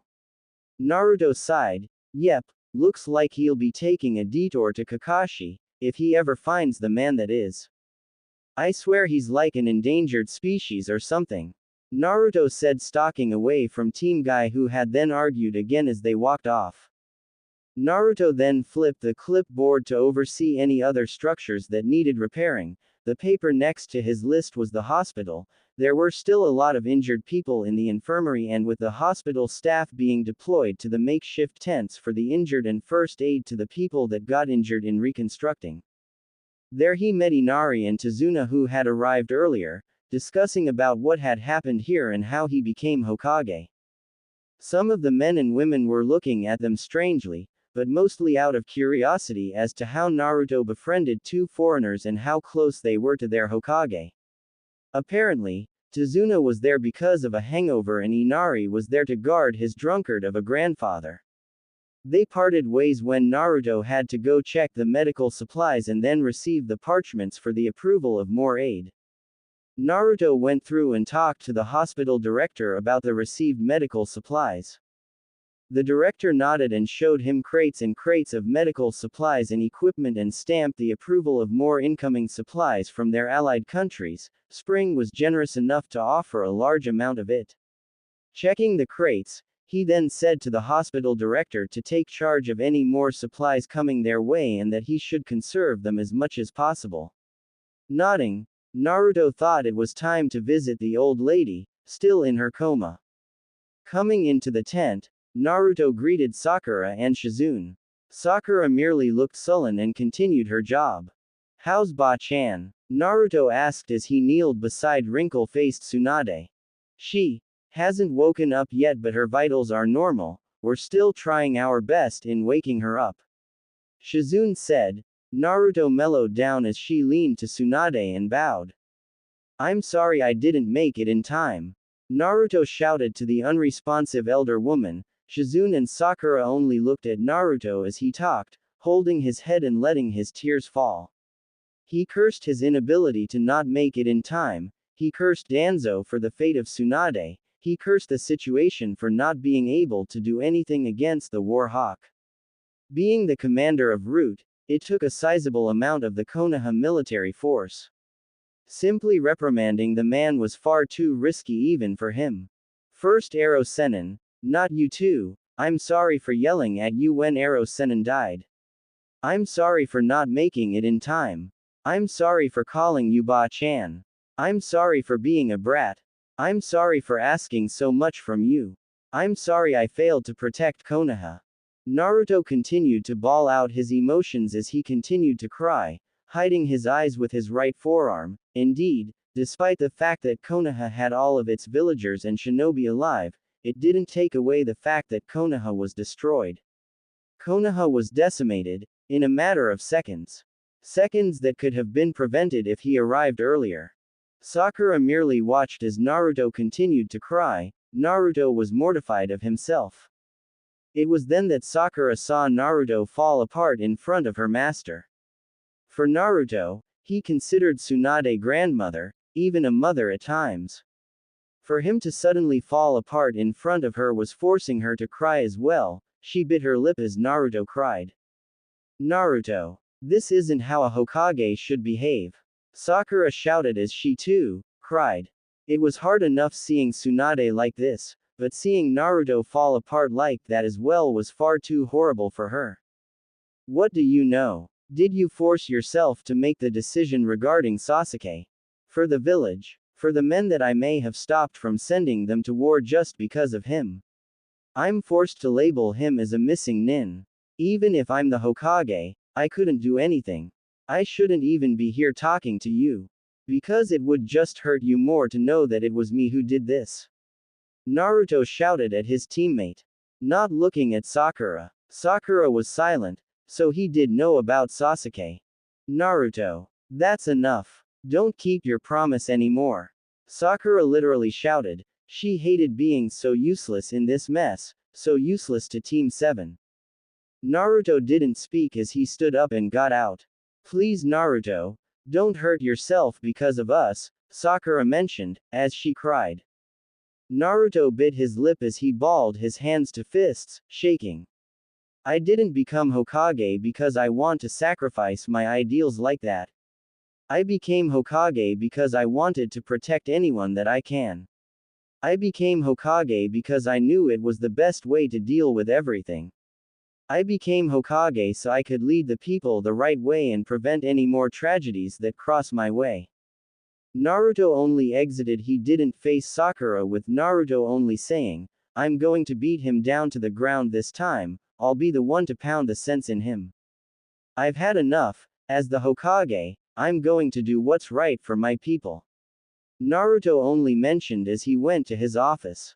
As Naruto went away, Sakura was reminded of Sai's words. "Sakura, please stop whatever you are doing. You and Sasuke are the cause of his greatest pain."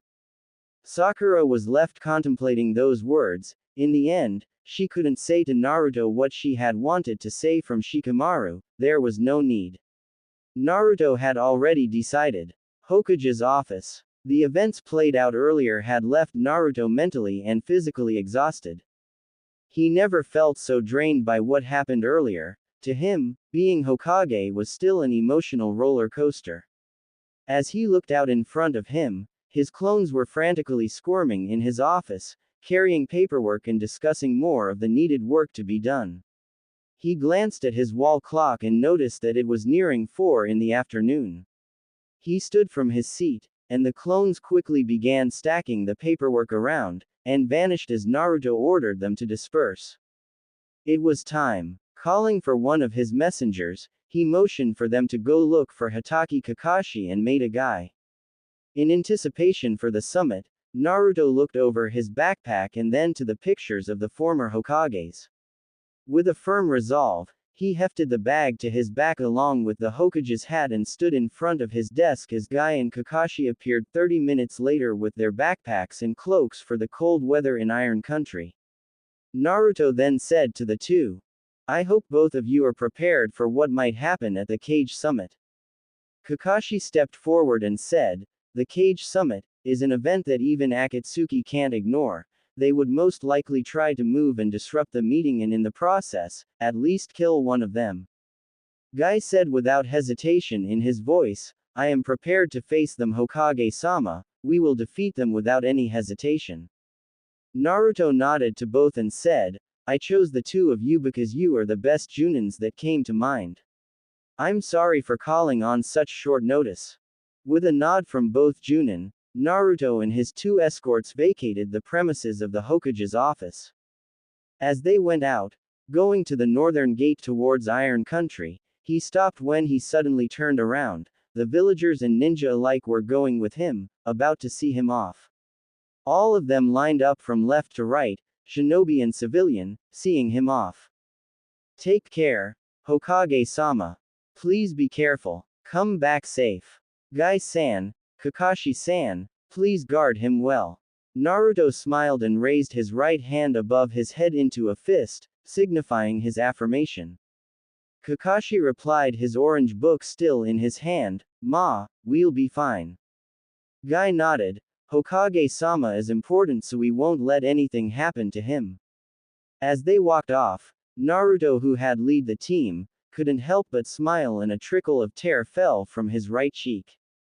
A Hokage must be strong in front of his people, like a rock meeting the tides of fate and uncertainty on the shore, he must never waver. Is it your dream, Naruto-kun, to become Hokage? Naruto remembered those words from the wise Sandaime, as he turned back and took one last look at the Hokage mountain, his face still not carved on it. "Don't worry, I won't let anything wrong happen. But just in case, watch over this village. Wind Country, Sunagakur no Sato." Gaara looked up, the desert wind caressing his face, as he looked back to his people who were there to see him off. Young and old, men and women. His people. "Please take care of yourself, Gaara-sama. Temari-san, Kankuro-san, please take good care of Kage-sama." Temari waved her hand to the townspeople, flapping her cloak as she said, "We will." Kankuro, however, rolled his eyes and said, "Not like he needs bodyguards anyway." Gaara simply said, "Courtesy call Kankuro, you know how much tension can escalate on the wrong words alone." "Whatever, I bet you're the only Kage there who doesn't look like a dried prune," replied his brother. "Say that to their faces and we might have a war on our hands, Baka.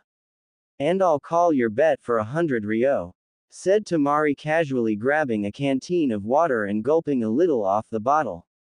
She didn't know why she did that, as she knew that it was such a stupid bet, but somehow seeing Kankuro lose a bet from impossible odds, and seeing him eat her shoe like a damn goat. She was sold on this bet. "You're on. Loser has to eat the other's shoe." Kankuro pointed to his sister, smirking at the gamble, he had this in the bag. Lightning Country, Kumogakur no Sato. "Alright, everything's set, let's do this." "Darui," said the Raikage, slapping himself with both his hands and jumped through the glass-stained window. She stood up from kneeling and said, "Not again. Hey, how much do you think the property damage that the Rakage will have to pay now?" The blonde sighed, as Darui scratched the back of his head and looked up, thinking of something. "Well, considering how fired up he is and where we are going, I'd probably say about 100,000 ryo." She then approached the broken window and said, "So, you coming?" Darui shook his head. "Nah, too much hassle, I'll use the stairs instead. It's safer for me and my wallet." She shrugged. "My fruit stand. I'm sorry, I'll pay for it." The yells outside made she sweat drop and said to his friend who was smirking, "Yeah, I see your point, I think I'll use the stairs too. My ceramics. I'm sorry, I'll pay for it." She and Darui immediately scrambled down and meet up with the Rakage before the village funds could be drained from the Rakage's rampage throughout Kumo alone. Earth Country. Iwagakure no Sato. Akazuchi. Kurozuchi. Please take good care of Tsuchikage-sama. Show them what you got. The short old man sighed and cradled his aching hip.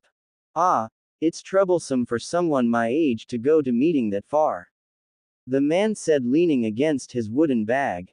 "You youngsters don't understand how your hip becomes a virtual time bomb." The female of the group, wearing the standard uniform of Iwa Junin, replied, "Why don't retire you then, Gramps? You can't really rely on your former glory forever."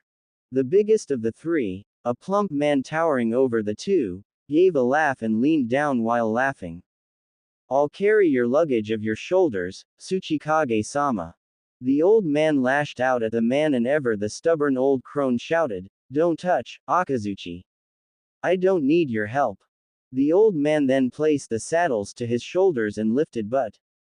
A loud sickening crack was heard that both escorts flinched at, and then, pain. Sweet mother, the pain. The aching, throbbing, grinding and excruciating pain. Oh oh oh oh oh oh oh oh h. My hips. The old man shouted in agony, shaking from the sudden gush of unpleasant nerves signaling he sit this one out. But what remained him standing on his feet and preventing him to fall down was his pride as the Tsuchikage. Kurozuchi, trying hard to contain her laughter, said to the old man, "So, does that mean you'll send someone in your place?" The old man replied in the midst of his groans, "What are you saying? I'm the Tsuchikage, fearsome leader of Iwagakure. I'll carry my own luggage." Kurozuchi sighed and pinched the bridge of her nose, "Stubborn old goat." Akazuchi then lifted the old man and his luggage and then said, "All right, carry your own luggage then, let's go." The old man couldn't really deny that request. Besides, a free ride is all that this old man needs to ease the pain on his back. Water Country. Kurigakure no Sato. Now please take good care of yourself. An old man then handed the hat of the Mizukage to the rightful wearer. The man's hand wavering and shaking due to his Parkinson's. The others were simply amazed of this man's dedication to the village. Don't let anything go wrong. The old man continued holding the snake-ornamented staff that he held. The Mizukage replied, holding the hat on her hand, and said, "I swear in my honor as Mizukage, I will fulfill my duty in the best of my ability." The old man then turned to her escorts. "Ow, Chojuro, please guard Mizukage Dono well." I won't fail, probably," said the boy, holding a very large sword the shape of a dried fish on his back. Adjusting his glasses, the elder replied, "Don't be so humble, Chojuro, you're strong, you're a member of the Seven. That why you were chosen to guard me, okay Chojuro." The Mizukage squatted on the boy's eye level and smiled. Chojuro blushed and nodded with a smile. "Bah, you kids today, why can't you just say, yes, ma'am? We don't need you spouting on about, I'll do my best. Be a man, Chojuro. Grow a damn spine." Ow exclaimed. The Mizukage fell silent at that as the older man ranted about his generation and then Chojuro's generation. The Mizukage suddenly had that urge to behead the spouting old goat for reminding her that she needed a man in her life since she's almost half past the prime age of marriage. Shut up, Ao, or I'll kill you. She said that with venom laced in her voice. Ao looked puzzled at that and remained silent, wondering what had gotten in the head of their leader. What the hell did he do? It wasn't like he was suggesting that the Mizukage was never going to marry. Honestly, she rushes this marriage thing way too much. There were countless men after her heart. She just needs to take the time not being Mizukage and walk from that office of hers. This was why this generation was such a failure. Why can't they use their own feet and eyes and be absolutely sure about what they were thinking? The Mizukage could feel the cold wind as she walked by with her escorts, wishing she had a man on her side right now. Oh, the woes of being single woman. Isn't any man interested in her? With a dejected sigh, the Mizukage walked with her escorts slouching down in depression.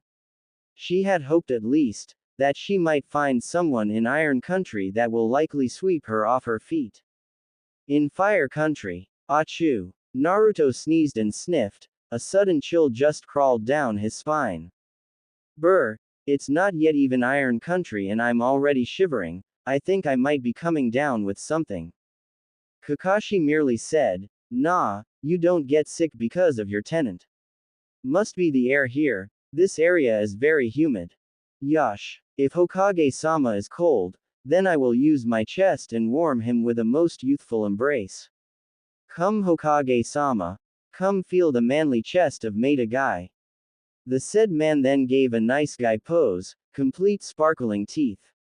Naruto merely shivered at the prospect and said, no thanks, I'm already fine.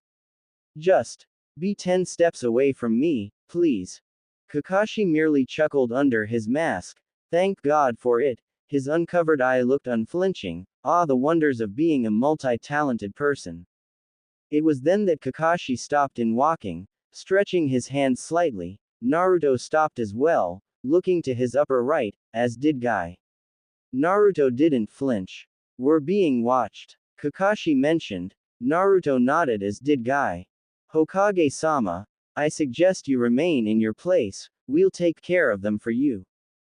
Naruto remained silent, slowly inching his hand towards the horizontally strapped Fuma shuriken strapped at the back of his waist.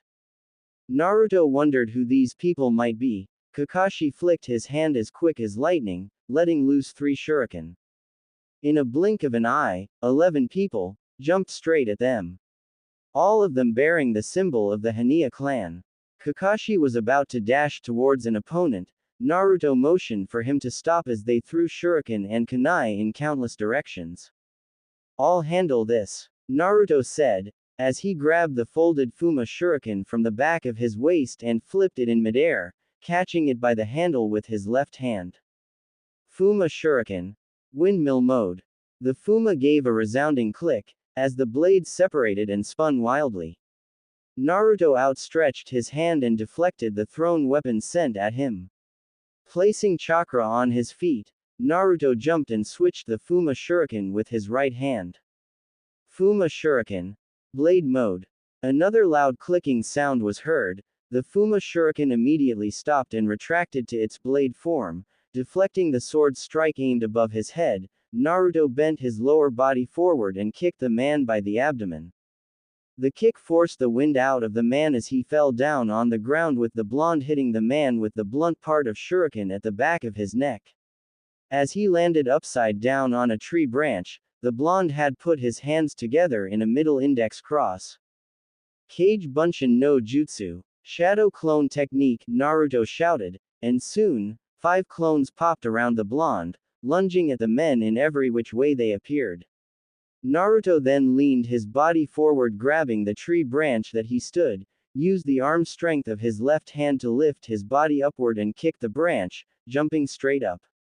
One of his clones dashed towards his opponent, Fuma shuriken drawn. The clone evaded a horizontal sword slash by doing a baseball slide. Once the clone had gotten past the swipe, it used the blunt part of the Fuma shuriken and rammed it straight to the man's knee, crippling him. As the man fell, The clone grabbed the sword by the hilt and stabbed it down on the ground. The man fell down as the clone chopped the back of his neck. Who are you people? Why are you after me? The blonde shouted. One of the men said. Don't feign your innocence, scum. How many more blood of innocents will you spill in order to get what you want? We, the Hania clan of Wood Country, shall avenge the deaths of our clansmen. A clone had quickly caught the blade swipe sent at him. The clone blocked it with his Fuma shuriken as he then slid the flat part on the sword, quickly hitting the man by the throat. The man gasped for air, as the blunt part of the folded shuriken was jammed to his neck, making him step back and stumble down. Damn you, Danzo, he said between gasps. The clone's eyes widened. I'm not Danzo, I am Uzumaki Naruto. Naruto. Don't mistake me for that old crone.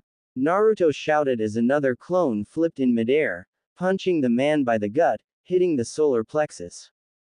The man gasped for air as he fell down, knocked out. Are you not the Hokage? Then you must be Danzo. One of the remaining men said. Naruto shouted, the Hokage isn't that mad man, I'm the Hokage. Naruto shouted as he dodged a blow that would have decapitated him.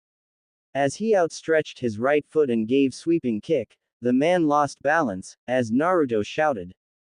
Fuma shuriken. Windmill mode.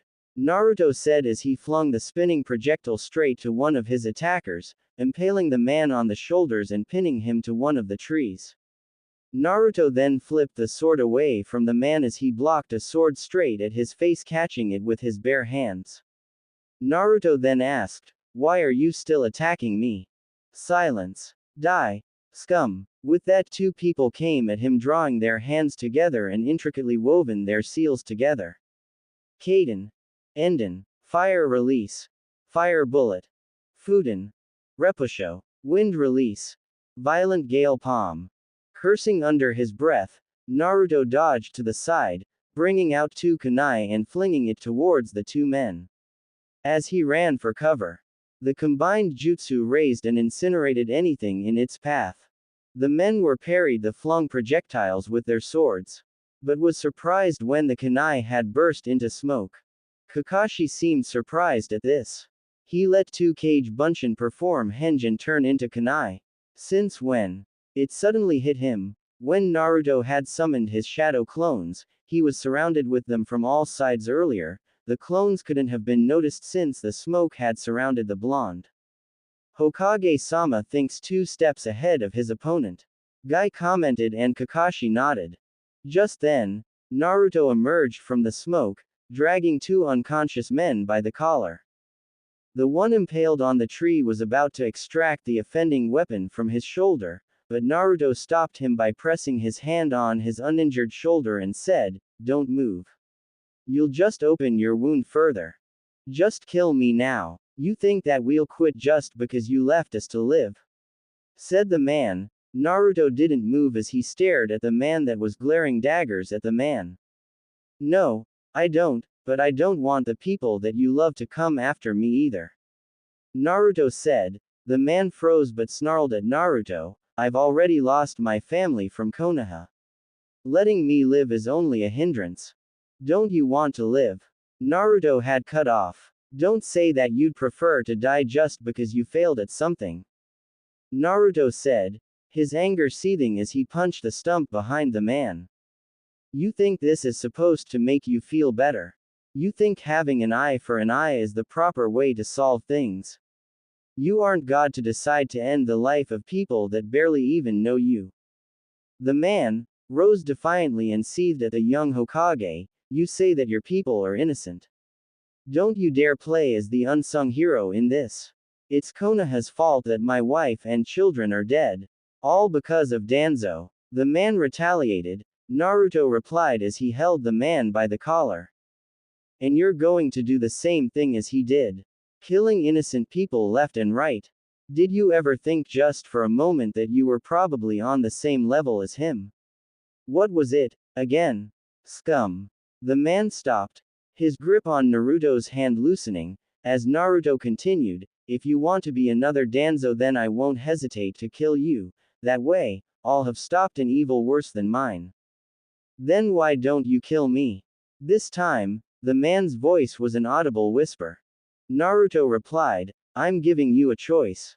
Do you want to live and search for a brighter future? Or seek revenge and die a miserable death? This time, Naruto's free hand was holding a kunai. A sudden surge of information entered his mind, telling him that the remaining 3 members were incapacitated. The man never thought something like this would happen. He had thought that he was prepared for death, prepared to face Danzo to his doom as he swung his sword, but this person stopped him, made him realize just how foolish it was to throw his life away. His reply was an audible whisper. Naruto said, What's that? I can't hear you. Speak up. I said, I want to live. The man shouted as he cried in his answer. His wife, his children, they were never going to come back. The times where his nightmares had plagued him every night, eased only by the liquor that had been his company and his remaining clansmen. They were all that he had left, and if they die, that verge of sanity in him will vanish like a flickering match, for he will have nothing left, not even alcohol can douse that pain. As Naruto had retracted the Fuma shuriken from the man's shoulder, the throwing star returned to its folded form and Naruto wiped the blood away. Satisfied with the man's answer, he knew, shinobi may have been trained to kill and to treat death as normal as possible. But the fear of death was still there, it still lingers in the heart of all, even shinobi, trained and dedicated his life in that field for years, fear death. The man sat on the ground, as he cried and cried out. Holding his head with Naruto turning his back on the man, walking away. Hokage-sama, we should. It's fine, Guy-sensei, leave them, they've learned their lesson. Naruto said as they walked away. Guy was surprised by Naruto's decision to leave them be. Kakashi wasn't, however. This is the Hokage that had trained under Jiraiya. Guy. Have you ever seen such a boy that could do that to his enemy?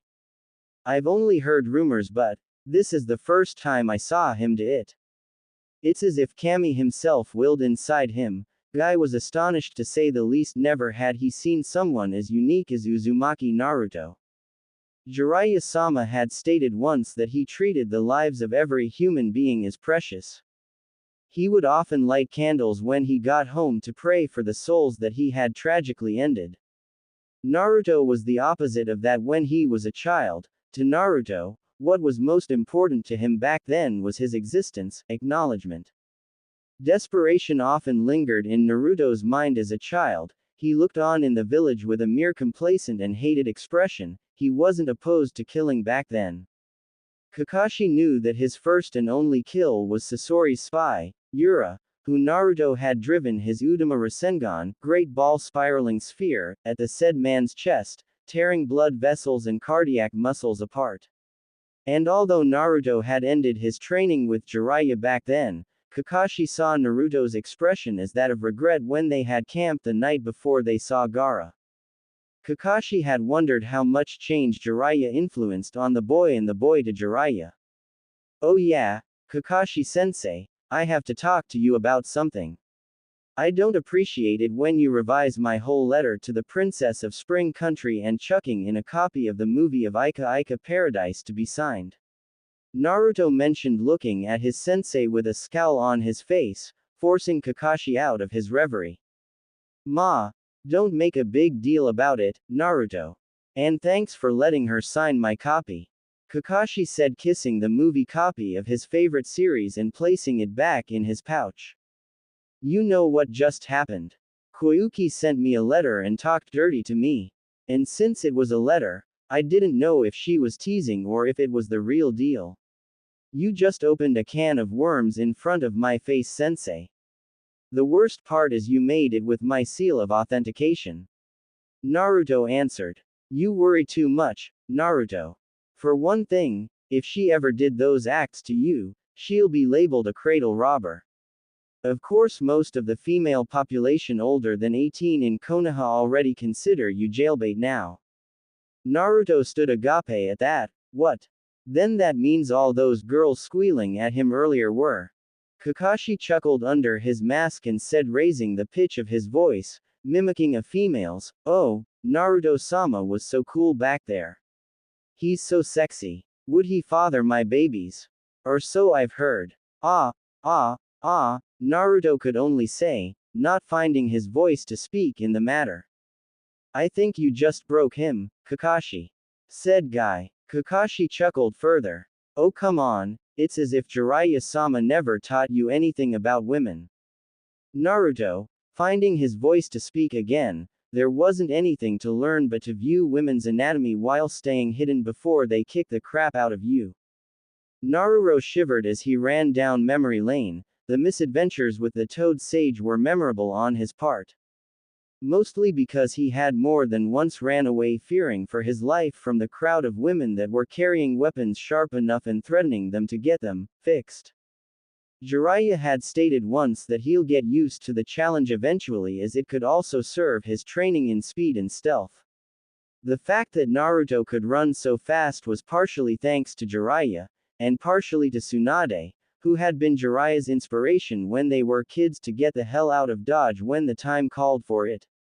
As they spoke often with Kakashi's amused tone, Naruto's embarrassment and Guy's outbursts, they got closer and closer to Iron Country. Snow began to fall gently on the ground. Naruto and the rest saw the giant gaping maw that ran on 3 different directions. The landmark seemed intimidating as well. Naruto turned around, finding the source of the voice. Naruto saw it was Gaara. What are you doing here? The redhead asked. Naruto grinned at that. Grabbing the red quadrilateral hat from his back, he placed it on his head and asked, that answer your question? Gaara seemed to smile at this. Kankuro and Temari looked astonished, Kankuro more so.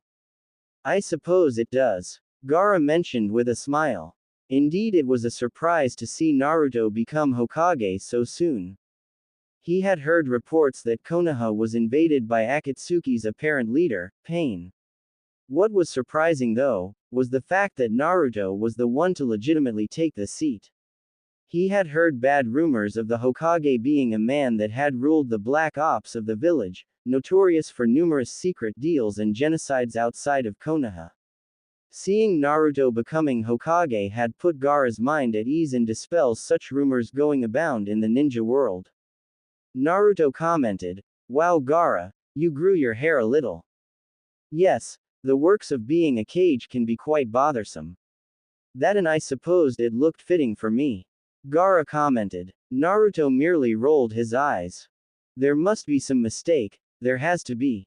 Kankuro shouted. All the while Temari was smirking at her brother. Oh yeah, she always did love being right. Oh, there isn't one, dear brother.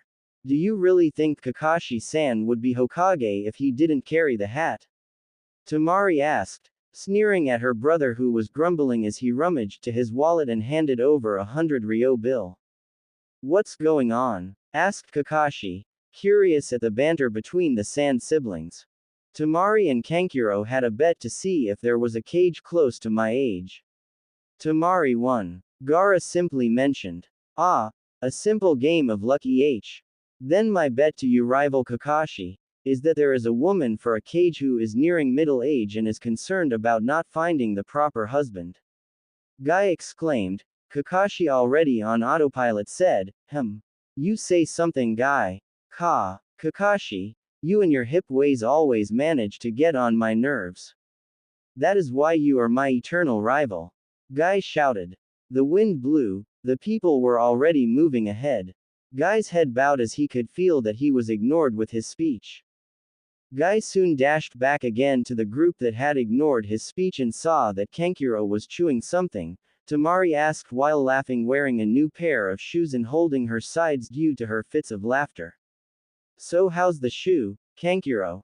Kankuro replied in a deadpan voice in the middle of his chewing, like athlete's foot.